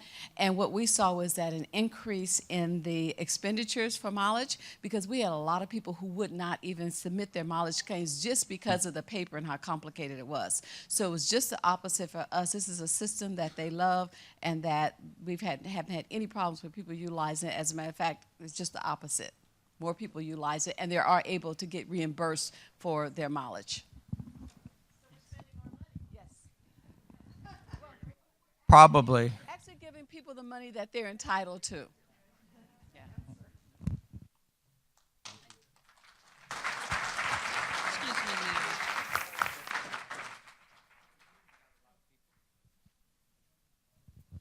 For Commissioner Wright, With regard to the incentives for people to use public transportation, the county has a very aggressive rideshare program. It's called the Employee Commute Reduction Program. We have the Director of Workplace Programs here today, Maria Maldonado, Laredo as we call her. She'll be more than happy to discuss some of the details and the incentives that the county has done for many, many years, and we're happy to say that we are in compliance on numerous sites, which are about 70 now, regulated sites by the AQMD. Commissioner McIntyre? My apologies to John for messing up his name, but when you have a last name like mine, I get McIntry and a bunch of other things, so I know how he feels. So anyway, one of the directives from the board to the Quality and Productivity Commission is to bring private sector expertise into the county and share that knowledge with county departments. Through today's leadership conference, we will see what Kaiser Permanente, a large healthcare provider that we all know, and local employer is doing to ensure that its customers thrive. Dr. Tad Funahashi, is Chief Innovation and Transformation Officer for the Southern California region of Kaiser Permanente. He is also an Assistant Regional Medical Director. Dr. Funahashi maintains a busy clinical practice in orthopedic surgery and teaches at UC Irvine's College of Medicine. He is joined today by Ms. Chris Dagger, Managing Director of Health Innovation. She came to Kaiser in 1998 as a strategic planner and later transitioned into clinical operations. In her current role, she is focused on creating new delivery care models. Before Dr. Funahashi and Ms. Dagger come to the podium, let's take a look at a video which shows some of Kaiser Permanente's more recent customer service innovations.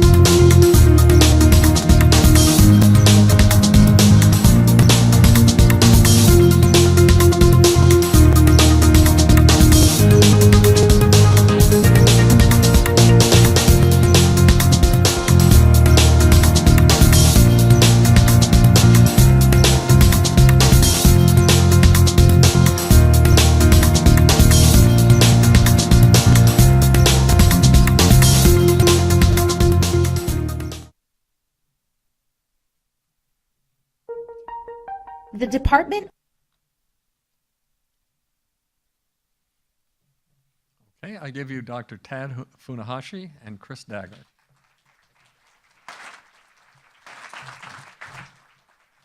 Good morning. Thanks for the invitation to share with you some of the work that we're doing at Kaiser Permanente, especially in the area of healthcare innovations. So let me, I won't use the ARS system, but let me do just an old-fashioned audience survey to start with. How many of you have ever gone in to see a doctor? All right. And in order to see that doctor, how many of you had to first make an appointment? And then when you got there, how many of you sat in an area called the waiting room?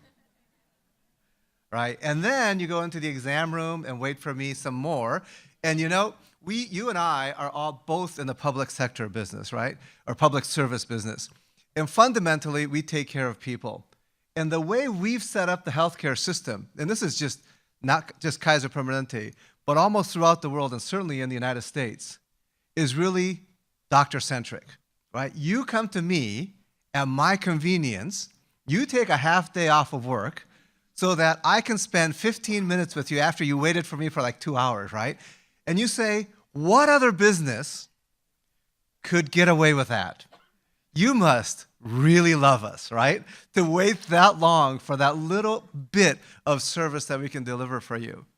And you think about that and you say, why is it that healthcare still gets away with that? If you were a consumer in almost any other setting, you would say, this is not acceptable, I'm going somewhere else, except that in the United States and pretty much the rest of the world, there is no other option.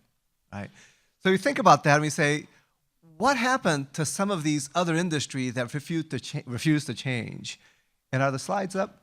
Okay. And if I push this button, it does nothing. And if I push this button, it does the same thing. So, okay. A quick lesson in this. So, innovation officer not knowing how to use the remote control. Okay, great. Thank you. Which one do I push? The top. Okay. So, as I'm learning this lesson, how many of you have an experience of going to Blockbuster? Anybody? Right. Remember you used to go to Blockbuster and you would look for a video. They would have the video of your favorite movie or the latest releases, and you look through and you're going to take a few of those home, right? And you're going to see that movie. It was a really exciting adventure, right? And Blockbuster actually was #1 in the nation in terms of video business, right? Until what happened? Exactly. Something comes along that says, you know what? You don't even have to go to Blockbuster or come to one of our stores. We'll take content and deliver it straight to your home at your convenience, anytime, in the way you want to have it done. And then how many of you perhaps still enjoy the experience of going to a bookstore, cracking that book open, that smell and the cover, and you judge the book by the cover? How many of you still kind of enjoy that? Yeah, me too. But Borders, who did only that, is also gone, substituted by a company like Amazon. How many of you shop on Amazon? They tell you what you want and you didn't even know you wanted it, right? And of course, the classic Tower records, when you wanted to listen to music, you could flip through the albums. They had every kind of album you could possibly imagine. And then you take it home, and then they made a big revolution. They went to CDs, but they too are gone, replaced by iTunes, Pandora, and all these digital services. And I heard many of you talk earlier today about the digital transformation of consumerism. And at the end of the day, when we're serving people, it is about serving customers, about consumerism, right? Now, how many of you think that your health is pretty important? How many of you think that your finances are also pretty important? Now, imagine, are you doing my side? Thank you. Imagine if you, thank you. Imagine if you had a bank where you had to make an appointment, sit in the waiting room for you to deposit your check or to withdraw cash. Would you think that that bank had your best interests at heart, or would you look for another bank? So then if you're talking about doctors and a healthcare system, how do you accept that we don't provide healthcare where you are in the manner you want, at a much more convenient way than we're doing it, that you still have to make an appointment? You're sick in the middle of the night, or your child is sick on your way to work, and now you got a decision to make. Do I take the day off? Do I take the child out of school? Do I do all that to go and make an appointment? So you get on the call and you call your doctor and they say, well, you know, they can take you in at 3. Well, you know what? By 3 o'clock, work is over and the school is over, right? And yet, frankly, that is a system that we live in. So at a bank, they send you statements about how healthy you are about once a month. Do you get a letter from your doctor that says you're not eating right, you're not exercising right, you're not doing that right? Your health status. You get in a car and you turn on the car and the dashboard tells you you need a oil change and whatnot. And you wake up in the morning every day and look in the mirror and all you see is you. It doesn't really, which is a very good thing for most of you, obviously. But for your health, it doesn't really give you much information on how it should be. And why don't we do that, right? There are many other aspects of consumerism that healthcare is really falling short on. And we believe that healthcare needs to change that. At Kaiser Permanente, we're almost in some ways just replicating the innovations that other industries have done. The bank gives you online, right? You can see your bank 24/7.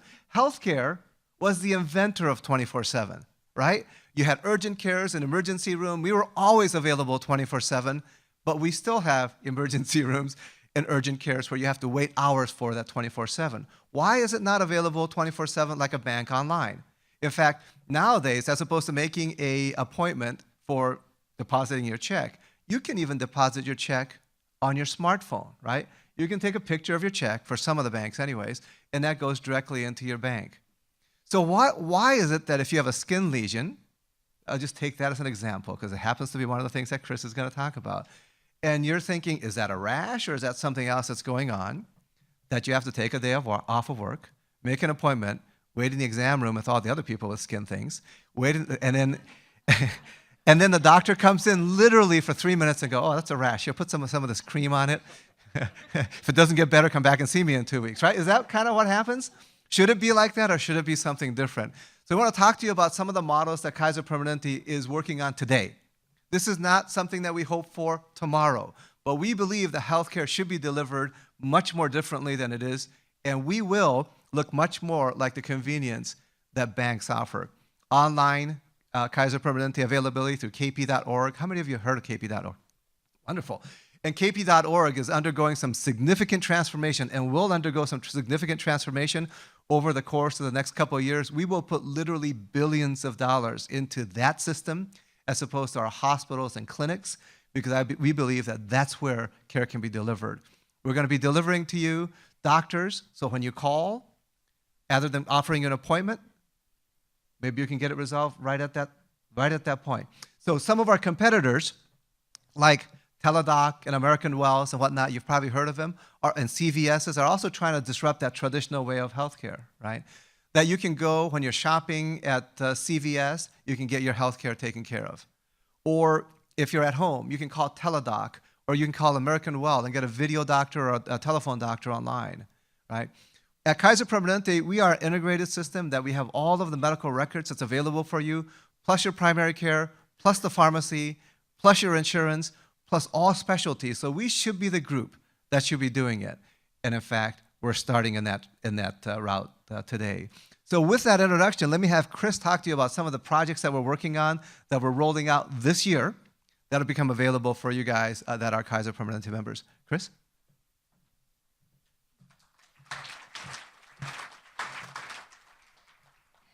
Care anywhere, anytime, in the manner that you want it. That's what we're striving for at Kaiser Permanente.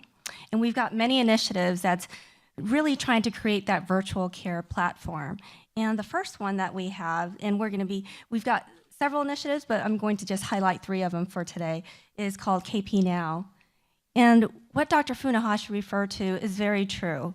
How many of us have gotten a cold? We've gotten a cough, we've got sinus infection, we don't feel well, and the last thing you want to do is make an appointment, drive in the car, park your car, find a space, go to the reception area, wait in line, get checked in, waiting the waiting room, the MA sees you, you wait again in the exam room, and then you see the doctor for a few minutes, who gives you maybe a prescription, and then you leave. And you think about that long, arduous process, and you think, is there a better way to do that? So our KP Now program actually tries to identify the low acuity symptoms, things that we can resolve for you on the spot when you call. And so when you call one of our call center appointment centers, they will ask you, is this something that you would like to get treated right over the phone? And so within minutes, one of our physicians will give you a call back and see if they can resolve it for you on the spot, so you don't have to take the time to come into one of our facilities. So that's our foray into our virtual services. But let's say you actually had a more intense injury. So you have hurt your eye, and it's probably a little bit more difficult to do a verbal description of what's going on. So the next capability that we're working on today, and we've been trialing, is the video visits. So instead of having to just tell the physician on the phone that this is a problem that you have, now you can toggle into video mode. And the physician can look to see, oh, is this something that we can help you with on the spot, or is this something that you need to come in for? And so our video capability is something our patients have been really ecstatic about. It's about having that physician like right in the palm of your hand. You no longer have to go to a facility to be seen. And the video visits make it so simple. How many of you used FaceTime or Skype? That's what we want to achieve. We want to make it as easy and seamless for our patients so that they don't have to come in when they don't need to. Let me give you another scenario. So you have a skin rash, as Dr. Funahashi alluded to earlier, and maybe a rash, or maybe a really bad sunburn from going out, not this last Memorial Day, but another Memorial Day when it was sunnier. And you think, well, does it really require me to have a phone consult with a physician for that visit? Probably need a visual. Well, is it more for a video? It might be a little bit overkill.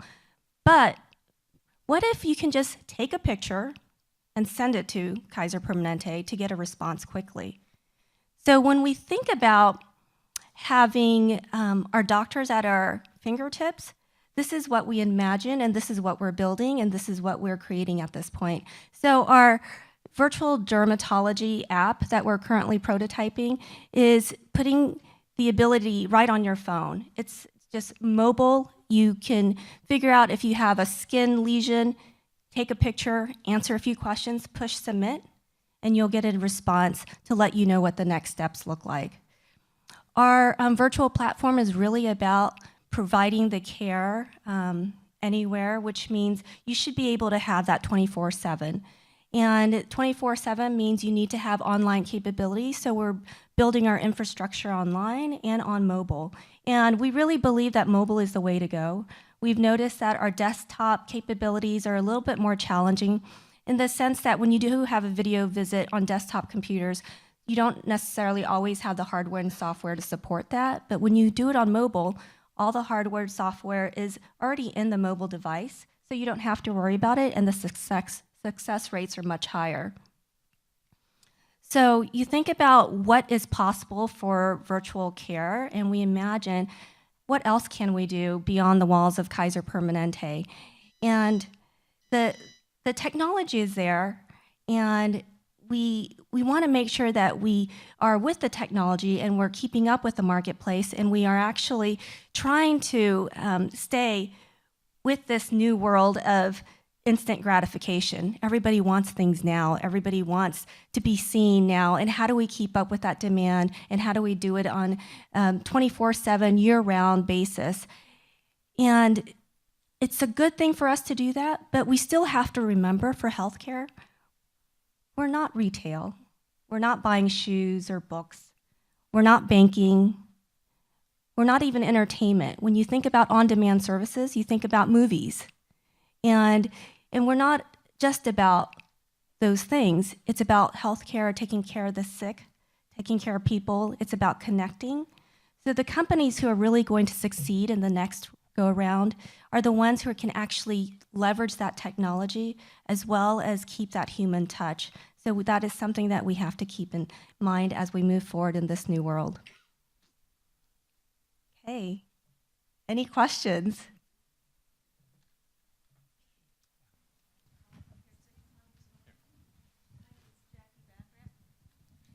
I'm Jackie Backrack, but I'm also a commissioner, but I'm also the executive director of South Bay Cities Council of Governments. We just had a meeting yesterday with our staff on senior citizens, and they were discussing that 90% of the seniors that are coming to their centers don't have smartphones. So how are you accessing this huge growing demographic? Yeah, it's a really good question. So interestingly, depending on the demographics, I would not categorize all seniors as not having smartphones, first of all, because many of the seniors, in fact, are very active on computers and on smartphones. So really the question is not necessarily as seniors, but how do we address people that are not on the mobile platform? So it used to be that all of our interactions would take place at our centralized hospitals or medical office buildings. The other area that you see our company, as well as other companies, beginning to experiment with, like CVS and the Walgreens, having local convenience stores, we're doing the same thing. You've probably seen us partnering with Target and Walmart, and you'll see some convenient local retail branches of Kaiser Permanente at those settings. The other area that we are exploring currently is at certain places like senior centers, or in fact, in your guys' school district, LA Unified possibly, could we deliver care where you, so the places that you are, you're either at home, play, or work, right? Work being a school for students. Well, could we deliver care at all of those sites? At home, be it on a computer or on these days there's smart TVs in many people's homes too, right? Or at work. Now, what would that look like at work? What if we could put there a virtual exam room? Well, what I mean by that is it could be a computer, it could be a large screen, or it could be even an entire room that's an immersive experience that looks like an exam room 1 minute, and it could be another room another minute. But only when when you need it to be there as a patient, we turn that room into an exam room, and I virtually appear. So whatever your problem might be, we can take care of it for you if we can do it through either here or seeing you. Now, if we need touch, meaning I have to examine you for some reason, we would still ask you to come and see us at one of our convenient sites. But for those others, we believe that by offering various modalities and platforms, that we should be able to penetrate where you are so that it's much more convenient without having to have you come to us all the time. Really what virtual does, right? You guys know this without me telling you, virtual eliminates the geographic boundaries of traditional businesses, right? And why would healthcare not be pervasive in your life when health, you guys earlier said, is such an important part of who you are, right? So just like finance and other aspects of your life can be pervasive as much as entertainment can be pervasive, we believe health should also be pervasive in your life. That should make you be much more collaborative about how you stay healthy than reactive, meaning I'm only going to see the doctor when I'm sick because it's so inconvenient and it's really a kind of a pain to go see a doctor, right? So that's really the world that we're trying to bring to you, and we'll be bringing that in Southern California, and certainly be bringing that to you in LA County as we, in fact, begin to experiment with some of the things that we just talked about with some of your facilities. We will have the KP Now is this year. By the end of this year, it will be available throughout Southern California and a little bit earlier, actually, in LA. And we are hoping to begin to do some experimentation with you at your facilities within the next few months, as soon as we have a further discussion with some of the leaders in those particular arenas in LA. Hi, good morning. Stephanie Stone from Millen Vets. My question is two parts. The first one is, how do you schedule your providers with in order to meet the needs of the new system? Am I actually, as a patient, talking to my personal provider, or am I checking in with somebody, a doctor of the day? And the second question is, what are the strengths or challenges that you've faced working with your labor unions on this new projects? Yeah, both very good questions.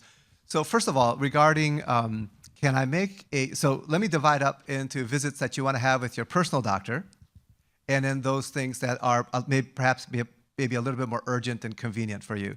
So with your personal doctor, the answer is yes, you can do a face-to-face appointment. You can also do a telephone appointment. And soon at most of our places, you'll also be able to do a video appointment. So if the relationship with the doctor that you have is, and because of some discussions that you've had before, you want to talk to that doctor, that will still be done mostly by appointment, except now the appointment, rather than being in our place, will be wherever it's most convenient for you. For things that are a little bit more urgent or immediate in nature, like things that you would go to the emergency room or urgent care for, right? You're not expecting to see your doctor at the urgent care waiting for you. You need the services of a doctor. For those, KP Now provides for you a doctor on call, and essentially. And as opposed to the doctor on call, who used to be like an orthopedic surgeon, I used to be on call for other doctors to come in when they needed me. Our doctors are now on call, so to speak, for you when you need them. So we're right now, the system is that the doctor will call you back after you request a doctor, and the appointment center says, oh, let me have the doctor call you right back. We're right now working on a queuing system so that perhaps we can even get rid of that. What we don't want to do is say, will doctor be available for you? And now you're in a waiting room on your telephone instead. Right? We want to set you free, right? We should be able to go around and we should be able to say, doctor will call you in 15, 20 minutes. It would be a little bit more convenient for you. But if we can get that narrowed down some more and the doctor can come on the line for you within minutes, maybe we'll just say, could you hold on for a couple minutes and the doctor will be online? Or we may offer both of those availabilities. Regarding working with our unions, I tell you, our unions are great. They're jumping for innovation. There are some challenges. I tell you, one of the greatest unions that we have trouble with, and we're really not a union, are the physicians, right? The physicians are, I would not say it's our union employees that are the hardest to convince that there should be a practice change, but think about it from my viewpoint, right, as a physician. You made me go through pre-med, it was a hazing. You made me go through medical school, it was a hazing. You made me do internship at 100 to 120 hours a week, right? This is before the 80-hour week thing. You hazed me through that. You said, make a mistake and you're out. Get a B and you're out. Get everything correct. And finally, one day we arrive and we're in our exam rooms in our offices and we go, now people will come and see me, right? It's been great for the last 2 decades. So now try to tell a doctor, you know what? That's not really what your patients want. The patients want you to be there when they want, right? It's a pretty big change. So we as doctors, too, really need to realize that we're taking care of patients, not necessarily ourselves. And for us to better take care of our patients, we need to be available where you are, in the manner you want, whenever you want, right? So I would say there is a cultural change that will inevitably take hold in healthcare. But think about it. That cultural change happened everywhere else already. At the banks, at the bookstores, at the record stores. It's just that we somehow have had the privilege of holding on to it a little bit longer, right? And I think it's time now to really look at it and say, how can we improve the health of our communities by becoming a little bit more ubiquitously available where you are?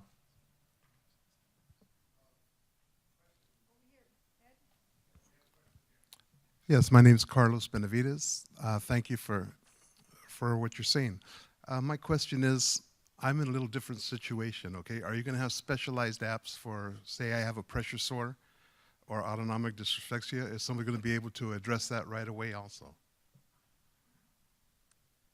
I would say, well, first of all, yes, right? Because if you think about traditional healthcare actually does best with people with chronic illnesses. I mean, that is actually our power alley. The question is, how do we now convert that power alley to something that becomes more convenient for people that have disabilities, or actually, for that matter, any chronic illness, right? And the question becomes, how do you best take care of chronic illnesses? If you think about it, and in fact, if you were to think about how you take care of yourself, how much care does your doctor actually give you? How much care does your doctor's nurse actually provide for you? As opposed to, how much care do you actually provide for yourself? And how much does your social circle provide for you, given the instructions or the discussions you may have had with the doctor, right? So if you think about that and you say, what if we could be there a little bit more where you are in your own setting, and we could evaluate and discuss that with you a little bit more conveniently, so you didn't have to have or take the time and the trouble of coming in to have that discussion every 3 months. I mean, maybe we could even do it more frequently because it's a little bit more convenient for you and we're a little bit more accessible. I think that's the world we're going to start to live in very soon, and I think that's the world that we should live in for not just people with chronic illnesses, but I think certainly for people that have no chronic illnesses and are really looking to become healthy. Okay, great. Thank you very much. I appreciate it.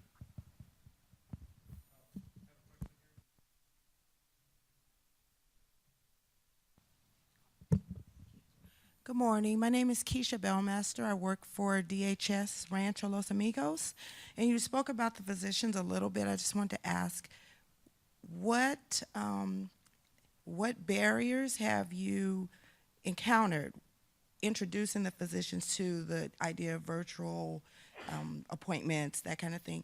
And what strategies are you using to get those who are reluctant to be more on board with that? That's a really good question, right? So if, again, I'm going to take you back to my journey. In medical school, they don't have video visits, right? Introductory to clinical medicine means, for any of you who volunteered for one of those, you sit in front of a medical student for literally 3 hours as they prod and probe you and ask you every single question about everything. That's how we get introduced to taking care of patients, right? So now tell a doctor that had to do that over and over and over again. In the practice of medicine, we get better and better and better at taking care of a patient that's in front of me. Now tell them, take care of them as well over the phone, or take care of them on a video visit. It's actually outside of our comfort zone, right? But interestingly, getting over that comfort zone really just takes a little bit of practice and a remarkably short period of time for adjustment, right? If you think about everything else you do too, right? When you were, I guess nobody was like we probably don't have a good example of it, but when you first learned how to use a telephone, right, as opposed to talking to somebody face to face, was it really that difficult, right? Or when you started first using Skype, you realize the benefits of Skype. It's not that different, right? So it's really for us as physicians to understand the capabilities that technology brings us and then learn. And in fact, the more forward-thinking physicians are thinking this. Sometimes what the monitors, remote monitors can do can give me more information than what I used to be able to do on a physical examination. The art of physical examination, the stethoscope that I put on your heart and lungs, the color of your eyes that I look at, the wetness of the mucous membranes we see are all an art form for measuring what your physiologic status is. You know, these days you can slap a watch on you and it tells you more information than a doctor could do looking at you face to face. So combination of watches, some peripheral devices, a video, and a telephone is probably going to be better if we can just get comfortable with it. So what are we doing? We're doing, starting with things like KP Now, which are very basic diagnoses that are by phone. We begin to have doctors into simulations so we can train them and get them comfortable with it, right? And then the early adopters just really, it's like anything that you guys do too, right? The early adopters go, this is great. In the middle, adopters will gradually come on board. There'll be probably a set of doctors, realistically, perhaps in my generation, that will never really adopt it, right? But as long as you have enough that adopt it to provide the services that we need for our members and our consumers, that's really all we need, isn't it? And there's always new doctors coming online too. So yeah, that's probably like any other diffusion of innovation. Probably we're going to see a very similar trend like that.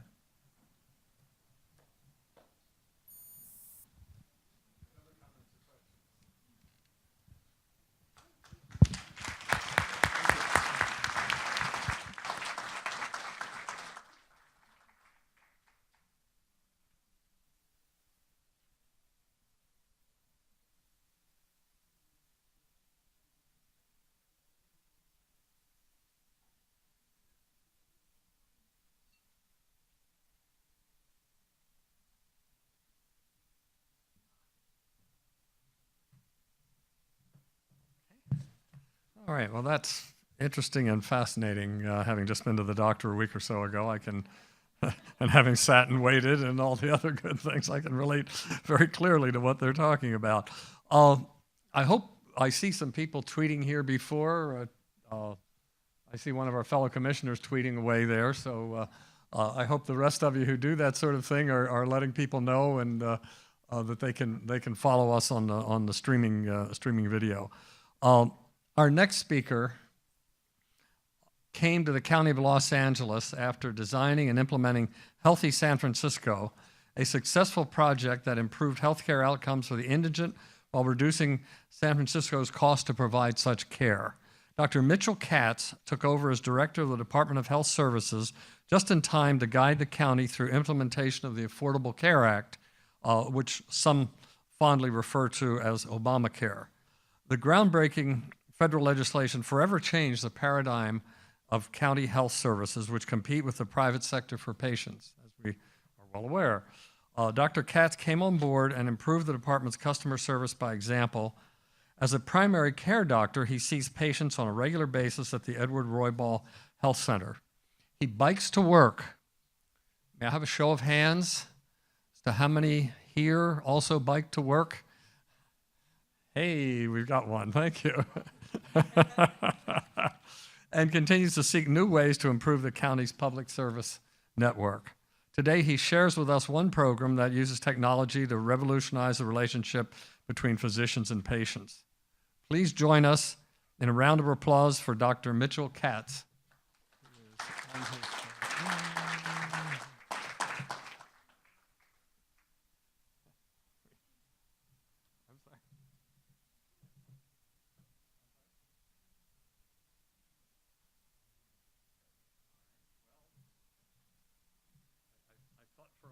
We had Dr. Katz here, but I guess we're seeing how the come to the doctor coming to you system works here. I did hear that there was a sprocket chain break on the highway. I'm not sure that that's what we're sensing here or not, but hopefully we will see him momentarily. Again, are you tweeting out there to all of your friends and friends and neighbors and getting back, what kinds of comments are you getting back from your tweeting friends? I don't have a clue. I'm not a techno person on that level of technology. I do have a smartphone. You're going to talk about tweeting? Yes, let's have Sean Landris, Commissioner Sean Landris, is going to talk about tweeting for us. Okay, Thank all right. you. This is what's known as vamping. All right, how many people are on Twitter right now? Raise your hand. Okay. How many people are using a hashtag to communicate? This is a little review from last year. How many people were here last year? Okay. How many people were not on Twitter last year but are on Twitter this year? Okay. All right, so the hashtag, can someone tell me what a hashtag is? What does it help you do? Helps you connect communities. What else does it help you do? Trending. Other ideas on what a hashtag, there's a reason I'm talking about a hashtag at a customer service conversation. Because a hashtag lets you go to where people are, right? If we put a hashtag on the word health, or we put a hashtag on the word innovation, or we put a hashtag on the word open data, or we put a hashtag on the word public sector, suddenly people who are interested in those topics can find them. If we go back to the very first audience response question, customer service is about understanding where people are. And if we want to use Twitter, for example, as a customer service tool, we can tag the words that we think people are using. Now, sometimes we got to use other words. Sometimes we have to come up with acronyms, like one I'm going to encourage. Who's open and using Twitter right now? I'm going to ask for everyone who's open and using Twitter right now to use the hashtag QPCLC15. That is our official hashtag, which I had thought we were going to... I've been using it, but I think I'm one of 3 people who's been using it. So QPC, Quality and Productivity Commission, LC, Leadership Conference, 1515, that's when we are. So that would enable people to go back and do a search. And if you do that, I'm going to make a Storify of this morning. How many people have heard of Storify? All right, I will explain that in a minute. But if you all do a tweet out with QPCLC15, I will know, I will go look for you, and I will include you in the Twitter write-up of the story of this morning's event, right? And again, here's the next piece of why Twitter can be a valuable tool in customer service. First of all, last year, we talked about social media as a form of engagement, right? I don't want to rehash last year, but we can use Twitter to find people where they are using the words that they use.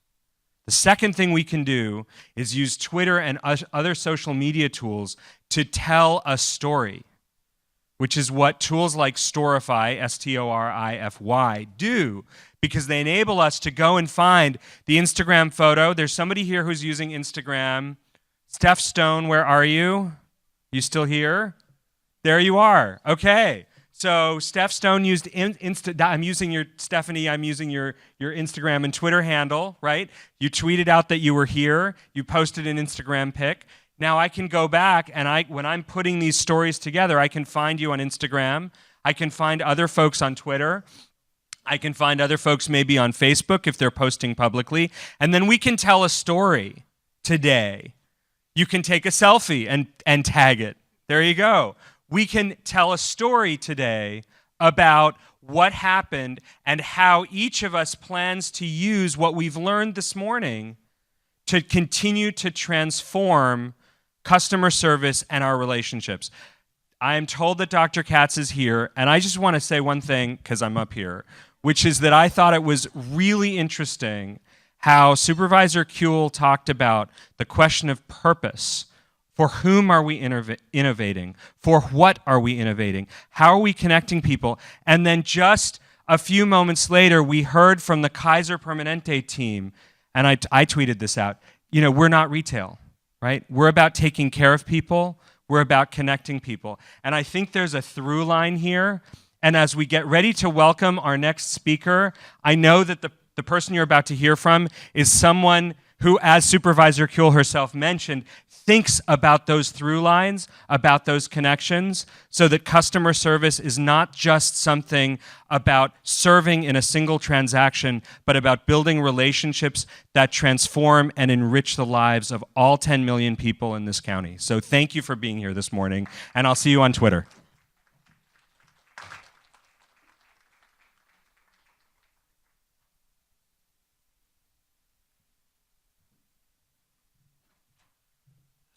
Okay, I think we're back on schedule here. We're going to introduce Dr. Mitchell Katz. I'll just briefly introduce him again, but he took over as Director of the Department of Health Services just in time to guide the county through the implementation of the Affordable Care Act. And he came on board and improved the department's customer service by example. And as a primary care doctor, he sees patients on a regular basis at the Edward Roy Ball Health Center. Today, he's going to share with us a program that uses technology to revolutionize the relationship between physicians and patients. And please join me in a round of applause for Dr. Mitchell Katz.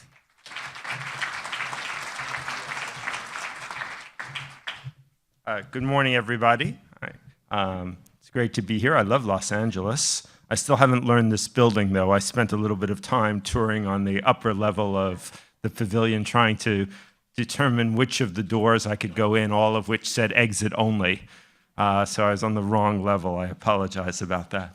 Okay, I'm going to have the slides get loaded because I want to talk about a program, eConsult, that we created in Los Angeles that has done a lot, I think, to change the nature of our customer service here. And there are other examples, but this is certainly my favorite. So the challenge, which is very much what I faced when I arrived. What do you do when people come up to you, as happened to me on my tours in the hospital, and said, do you know that it takes 5 months to get to see a cardiologist? And they show you the slip. Say, here's the appointment. This is the first available appointment 5 months from now.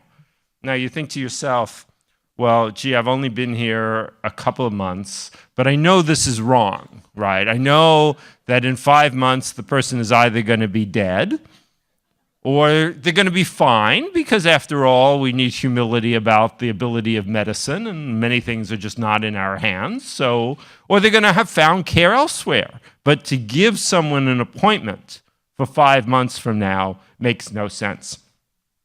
And in fact, what we had was the perfect, storm of dysfunction, which is to say that guess what happens in 5 months? Nobody shows. Of course nobody shows. So simultaneously, the system was always felt that it was in crisis, that there was all this unmet need, right? We need more appointments. But when the appointments actually came, nobody actually got seen because no one came to the visit. Because it's 5 months later, and again, they were dead, or more likely they were much better on their own, and they had gotten care. So we had to change it. And so just to give you a sense of what it was like, if you go on to the next slide, you guys have a sophisticated system. You got me and the slides going back and forth. So let's go to the old system on the next slide. Okay, so just so that you understand the magnitude, because it certainly bowled me over when I got here, 350,000 referrals a year. It's a lot of referrals. It's a lot of appointments to try to get right. They were sent electronically through a system that was not really electronic. It was like an electronic typewriter.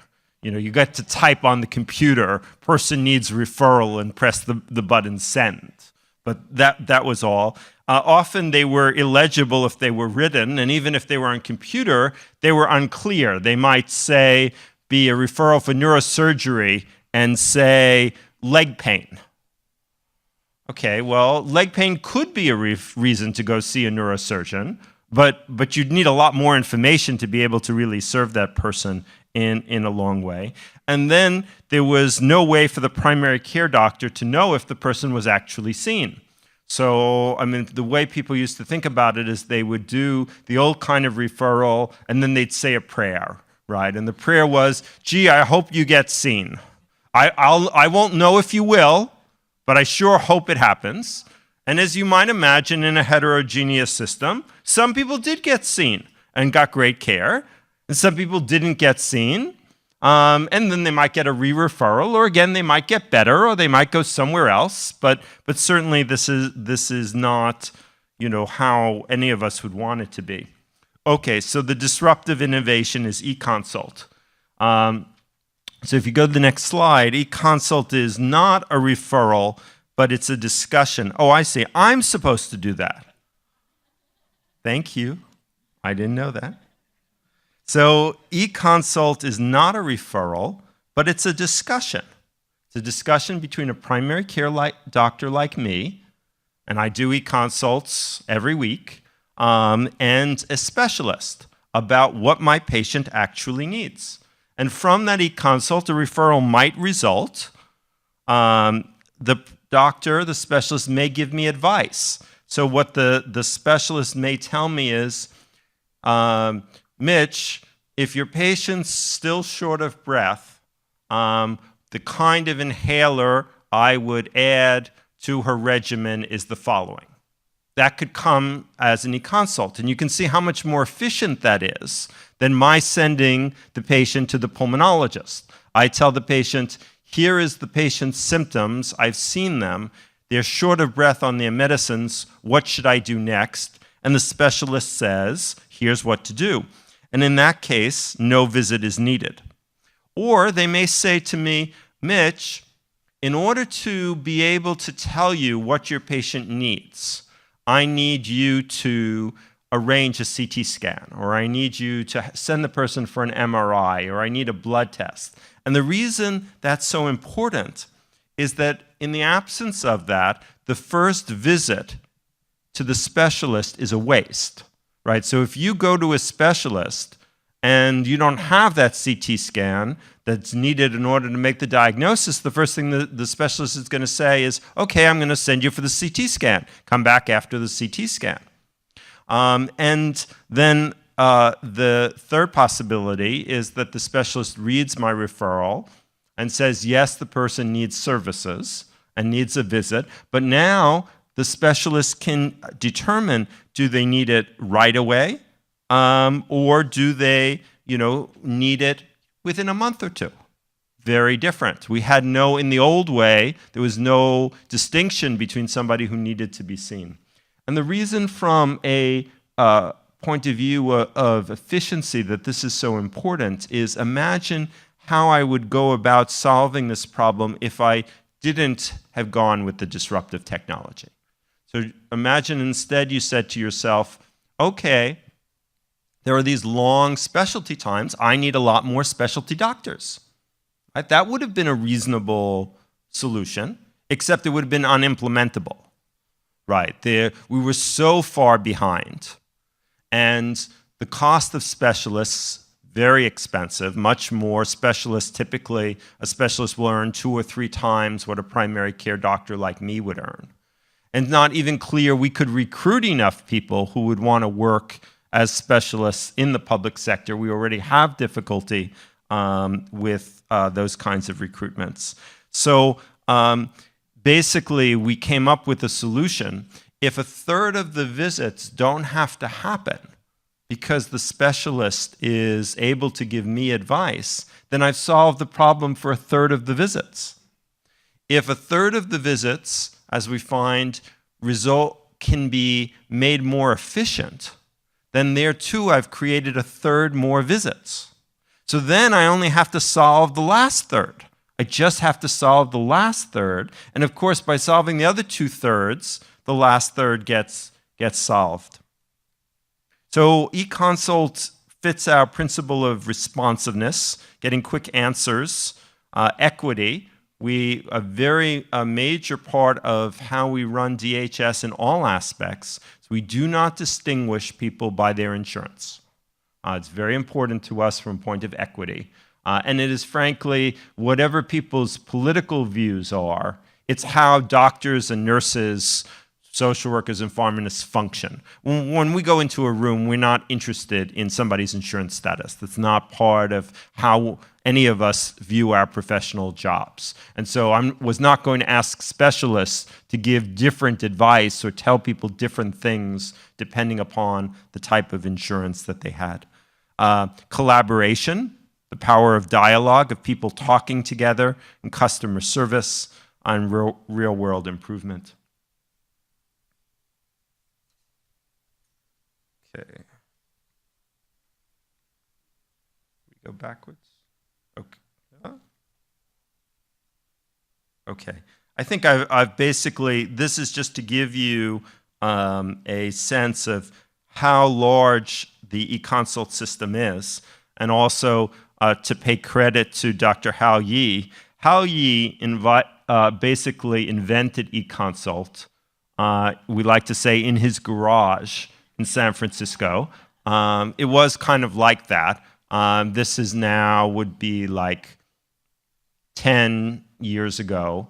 He was the head of gastroenterology at San Francisco General, and he faced these long waiting times. And he, as a specialist, was frustrated that he was told that there were these long waiting times, but he knew he was seeing people who didn't need to be seen, or he was seeing people where he had to tell them to go get the CT scan. And so he devised the system, and then he generalized it to all specialties in San Francisco. And when we came here together, and Hao, as my chief medical officer, I was not convinced that we would succeed here. I didn't have a better idea, and so we went forward. But I remember saying to Hao, but Hao, do you know how big the system is in Los Angeles? Because it was just about the time I had moved, about 5 months before Hal did. And I'm like, okay, yeah, it worked in San Francisco, but San Francisco is one public hospital, it was 9 clinics, all of which we ran. And here it's 4 medical centers, 2 large ambulatory care, 17 health centers, 170 community partners, DPH clinics, the juvenile hall, now we're moving to the sheriff. You know, do you really think that we can make this work? And he's like, well, the principles are all the same, so it should work, and it has. Covered this and this. So here is the remarkable data. So we're currently processing 13,000 e-consults every month, which I think is just amazing. And our average response rate compared to that appointment in cardiology in 4 to 6 months is 2.5 days. And so we have achieved, you know, a pretty amazing level of customer service. The pie chart is just to show you that eventually about 70% of people wind up with a face-to-face visit, but that many times that visit is much more efficient because we got the important tests done. I want to go to the program impact and say that the thing I most love about eConsult as an example is everybody wins. So just to show you how it is from the 3 different perspectives. So we'll start with my perspective as a primary care doctor. Why do I win? I win because I get timely care from my patients. There's nothing more frustrating than when you're seeing a patient and cannot get them what they need soon, right? Because you have an emotional relationship, you have a duty to provide care, and you're busy trying to explain to someone why they're going to have to wait 4 months for an answer. And you yourself know, and we know as county employees, well, we wouldn't wait 4 months. We wouldn't find that an acceptable answer. Well, why should I find it acceptable to tell my patient that they have to wait 4 months? So it resolved what for all of us was a really uncomfortable, unpleasant discussion that we didn't, feel helped. Second, even in the old system, if they would get seen, we wouldn't know. We would have no ability to know what happened. So we couldn't track with the patient whether or not they got their services. So often, a first question in the old system that I would ask the patient is, so, did anyone call you with an appointment? Right? I have no idea what's happening. Did you get a call? No, I didn't get a call. So actually now I know. And the thing I most like about it is I get to learn to be a better doctor. So I get this constant education that goes beyond what I know how to do. And so I learn more about cardiology, or I learn more about pulmonary medicine because I'm reading the recommendations. So the primary care doctors win. The specialists win because they want to see the patients who need them, right? They're highly trained, often in fairly narrow areas, right? The more specialized you get, the more you know about a more and more limited thing. So you want your visits to be meaningful. You don't want to see people who you can't help because they have a problem that's outside of your area, right? You want to be useful to them. And so the specialist wins because he or she sees those people who really need to be seen, and does not see those who they cannot help. And they get to see them in a timely way possible, right? Imagine you're the specialist and you're an oncologist and you're seeing someone and having to give them a sad diagnosis, and you know that they waited to see you for months, right? Imagine what that feels like, right? If only you had come to me earlier, then maybe I could have been more help. While now, that same oncology referral, in 2.5 days, they would have seen and read the history. And if they felt that the person needed to be seen immediately, they would have been able to arrange that. So the specialist wins. The patient wins, not just because they get fast care, but we all know how big Los Angeles County is, right? Especially if you live in one of the areas out, say, in high desert, right, where you might have to travel long distances. And while we try very hard in DHS to make primary care geographically accessible, we'll never make specialty care geographically accessible. I mean, nobody has that, right? Where people are used to the idea that you might have to travel a distance to see, the best knee specialist. People don't object to that because that's just a one-time thing. But part of why we don't object to it is because most of us, can drive or bicycle. But what if you have to take 3 buses and you have 2 kids? Then the idea of having to go to that specialty visit at Harbor, that's hugely difficult. Hugely difficult. And so now, if you can go where people know you and be told, okay, well, here we're going to try this new medicine, or ultimately you'll need to go, but I've saved you a visit because first I'm going to do this test, then the patient wins. So I'm going to close. This is my last slide, and sort of a little bit of a chance to really think about what you can do in a public system, because most people think in public systems, or at least people outside of a creative county like Los Angeles, may think, bureaucrats, it's all county stuff, it'll never be as good as private sector. Part of what I love about eConsult is it's better than the private sector, and all of us who have private insurance via the county, we don't get to benefit from eConsult, and the way healthcare is currently financed, mostly we won't. And I'll tell you about the little bit of exception. But why not? Why can't my parents, who are my dad's 92, has tremendous trouble going to the doctor. So he's somebody, because just getting him to the doctor is a major issue, right? So he's someone who could benefit. He has Medicare and a supplemental policy, so you'd have to say, he's well insured. Can he get eConsult? No. Why? Because Medicare only pays for visits.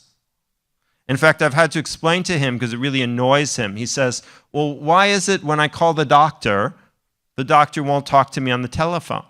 I'm like, because doctors don't want to work for free. I mean, that's what it basically turns out to. They don't want to talk to you on the phone because they feel they're working for free. And in a sense, they are. I mean, it is true if you try to call a lawyer, and discuss a problem with them for 5 minutes, they want to send you a bill. They're not going to just talk to you for 5 minutes on the telephone. Doctors feel the same. So as long as medicine in the US is mostly driven on a fee-for-service basis, where specialists get paid for visits, they're going to get visits. And we actually have a real-life example of this. When we did eConsult, LA Care also sponsored, LA Care helped us with the infrastructure. They also paid for some of the private clinics, the nonprofit clinics, to have eConsult. And the experience of the private clinics was exactly the opposite of ours. And all of you as smart people will immediately understand why. Because they were working with private specialists. So guess what the private specialists said when they got the eConsult? Visit. Person needs a visit. Right? The specialist got paid $25 to read the eConsult, and then their recommendation, visit. You get paid for the visit. But if you're lucky like me and you have a great group of doctors who are on salary, then what I can do is say, okay, you used to do 8 clinics a week. Now what I want you to do is I want you to do 7 clinics a week and spend that 4-hour block answering eConsults. Well, after a while, they can answer like 40 eConsults an hour. Why? And that may seem like, amazing. It's because most primary care doctors, we ask the same kinds of questions, right? We don't realize it because we're all over the place, right? So I'm asking a question and someone else is asking exactly the same question out in high desert. What do I do with this patient who has congestive heart failure and is no better on these medicines? So after a while, they actually have basic text that they cut and paste in to answer the questions, right? And the technology allows them to save them. So the specialists, after a while, have their, here's what I tell them the right management of migraine is, and somebody who's not getting better on ibuprofen.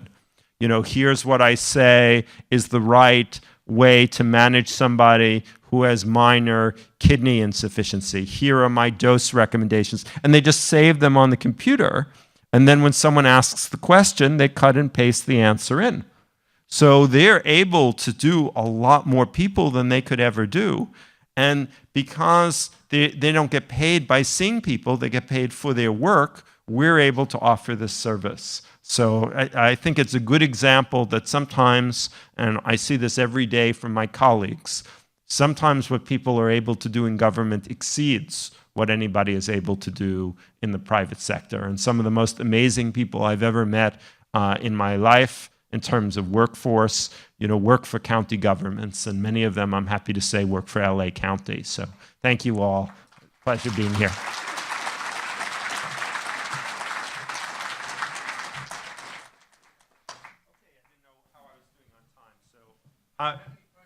Happy to answer any questions about this or anything else.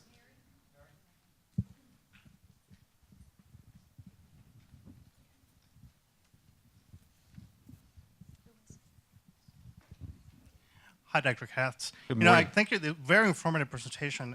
I really appreciate this conversation.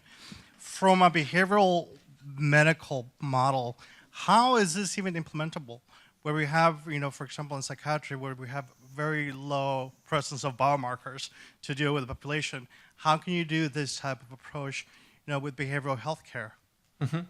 Well, I would say first, of course, every specialty will have to develop its own thing. So I asked the same question that you asked about ophthalmology. I said, well, what good is this going to be for eye stuff? Right. What am I as a primary care doctor going to be able to tell the eye doctor? I can't do an eye exam. I don't have the equipment.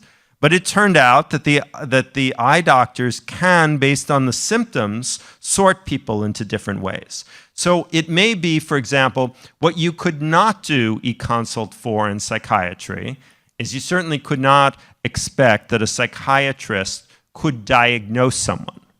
However, what I think a psychiatrist could tell you is I could say, I have somebody who has, this would be a primary care question, I have somebody who is depressed, and I have tried them on the following medications, and they have not responded. Do you think I should increase the dose, or do you think I should try a different medicine? I'd say that would be a good e-consult for a primary care doctor to send. And it happens all the time. In fact, it is often a question. So a typical primary care doctor like me is very comfortable starting somebody on an antidepressant. But what I wouldn't necessarily be comfortable on is what to do about the person who doesn't respond after I've tried my first thing. So I might say, what would you do? And they might come back and tell me, I would switch medicines or I would increase the dose. And that might be especially important if the person were not typical. So what if you added to the story, and this person has heart disease? So typically I would increase the dose, but I'm a little worried about increasing the dose in this person because of heart disease. What would you do? Would you switch it? So I think in every specialty, again, e-consult, remember, 2/3 of the time there's still a visit. So it wouldn't necessarily, the idea isn't to always avoid the visit. And certainly you cannot do psychotherapy or other kinds of therapy on e-consult. I would say, there's a lot of movement about doing cognitive behavioral therapy over the telephone. And studies showing that it can be done. So there may be other technologies that help. Thanks for the question.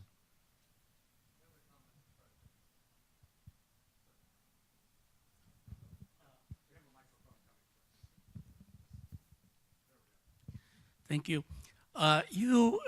It's my impression that you are talking mostly in terms of treatment, patients who are sick come to see doctors. Is there any connection between this and public health activity with this? Right. So, and our great interim director, Cindy Harding, actually, she was right there. She was right there in that chair. But she is no longer in that chair. So we have now expanded to public health. I mean, we're still working on it. We hope that public health will do the e-consults around difficult TB cases, around difficult STD cases, where people are not sure what to do. And we want to be available for public health to send us consults on people who need services. Now, I'm hoping, I do believe that an agency would make that easier, because the one barrier with e-consult can be used for any group because it's all computer-based. But then under the current situation, they would then have to register as a DHS client to ultimately get the services, because public health is a different system than DHS. But the e-consult part would work quite well. Thank you. Oh, you have one over there?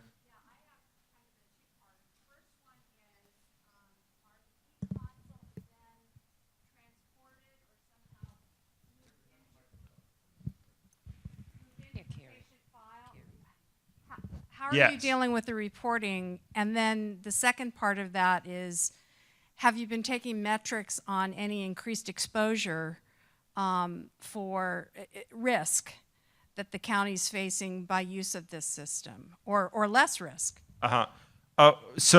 Yes, the record essentially, we use the not very attractive IT term of dumps into the e-consult, dumps into the electronic medical record, and it becomes part of your record. And it is all designed as a HIPAA compliant system. In terms of the risks, overall, I believe the risks are lower, because I think the greatest malpractice risks are you gave the patient an appointment in 4 months with a very serious condition, the person never got seen. There has been some concern, as you might imagine, among some of the specialists who feel like, well, what if the person came to me, I would do a whole exam. Now I'm relying on the primary care doctor's exam. What if his or her exam is wrong? does that put me, in greater risk that somebody is going to sue me because I gave advice? And I think the way we've resolved that is first to make clear to the specialists, they can only respond to what they're told, right? I'm a primary care doctor. If I tell them that the heart exam is as follows and it's not as follows, it can't be their fault, right? I mean, they can only respond to what I've told them. I think that the bigger issue that people in our system get is, under the old way, nobody got seen, right? And this isn't necessarily perfect, right? Nothing's perfect. But at least we now have a system where every single referral is logged. Every single referral is answered by a live specialist. Every referral can be said to be seen immediately if necessary. And so, medical care, as long as it's done by humans, with all the diversity of human life, will never be perfect and will always lead to legal stuff. But I personally believe the legal issues are less. We certainly haven't had a case yet that's based on an e-consult. It's been about 2 years that we've been running it. No one has suggested anything so far. Do I have time for another question, or?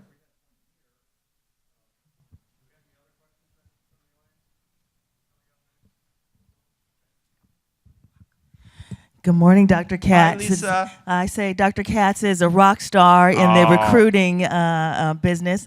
I have a question. Do you anticipate using the e-consult model between primary care physicians and your patients? And if so, when? As in patient portal. Correct. Yes, so we have officially opened our patient portal, which is another marker of how the DHS system is changing. And so now patients can ask questions. I don't know, I think Lisa will always want to send it via the primary, because our whole hope is to strengthen the primary and let the primary then forward it to the specialist. I don't think we're yet at the point where we want our patients to directly be talking to their specialist, because the whole idea of e-consult is to strengthen the primary care relationship. But the patient portal is working. Again, just to generalize it, I have, through the county's great plans, I have a primary care doctor at Kaiser. I've never had a visit with him in my 4.5 years, but I do ask him for things, right? But I can do it all, whatever I need, through a patient portal, which is, for me, a wonderful thing. And so we now do have a patient portal in DHS. Okay, well, again, thank you for everything you do on behalf of LA residents. Thank you.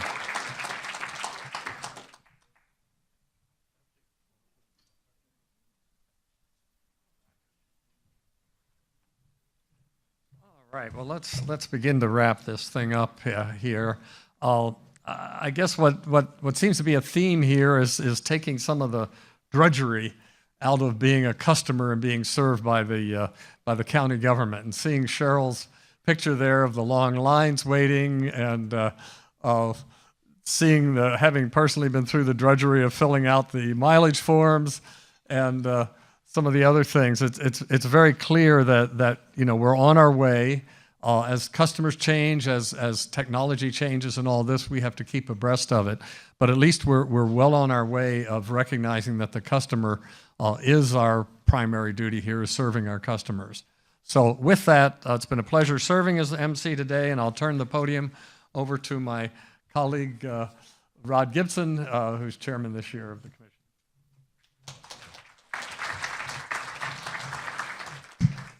Thanks, Ed. Thanks to your committee for a great conference. Let's give Ed a great round of applause.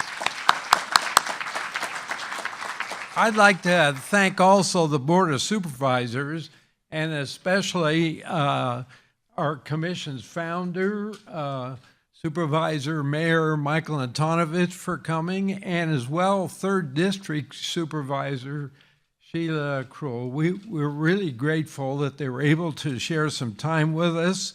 Thanks also to David Summers, who stepped in at the very last minute when our CEO had to rush to the airport, and we're grateful for David. We have a good partnership with the CEO's office and the CEO. I actually meet with her quarterly and really value that interchange. Certainly, we want to thank our speakers today, all of whom have given us much food for thought. Let's give them another hearty round of applause. We hope you leave today empowered with innovative ideas for enhancing customer service. In your packet is a evaluation questionnaire. We really value your feedback and take it into account planning for our next conference next year. You'll find as you leave, there'll be some boxes you can place those evaluation questionnaires. Finally, a conference of this magnitude requires a coordinated team effort. I want to give a shout out to our dedicated team, which consists, of course, of the commissioners, productivity managers, there are eyes and ears into the departments, commission staff, just unquestionable, talented, hardworking staff, Rob Carson and the Patina staff that lay this all out, as well as David Raybold and the Rainbow Sound crew over there that make this really go great. You've all done a great job for this conference. Thank you for your creativity, hard work, and dedication. Remember, before you leave, if you haven't, get your parking validation ticket at the registration table. Enjoy the rest of your day. And we hope to see you next year at our 14th annual conference. Thank you very much. And don't forget to leave the little thing with the buttons. We have to return those.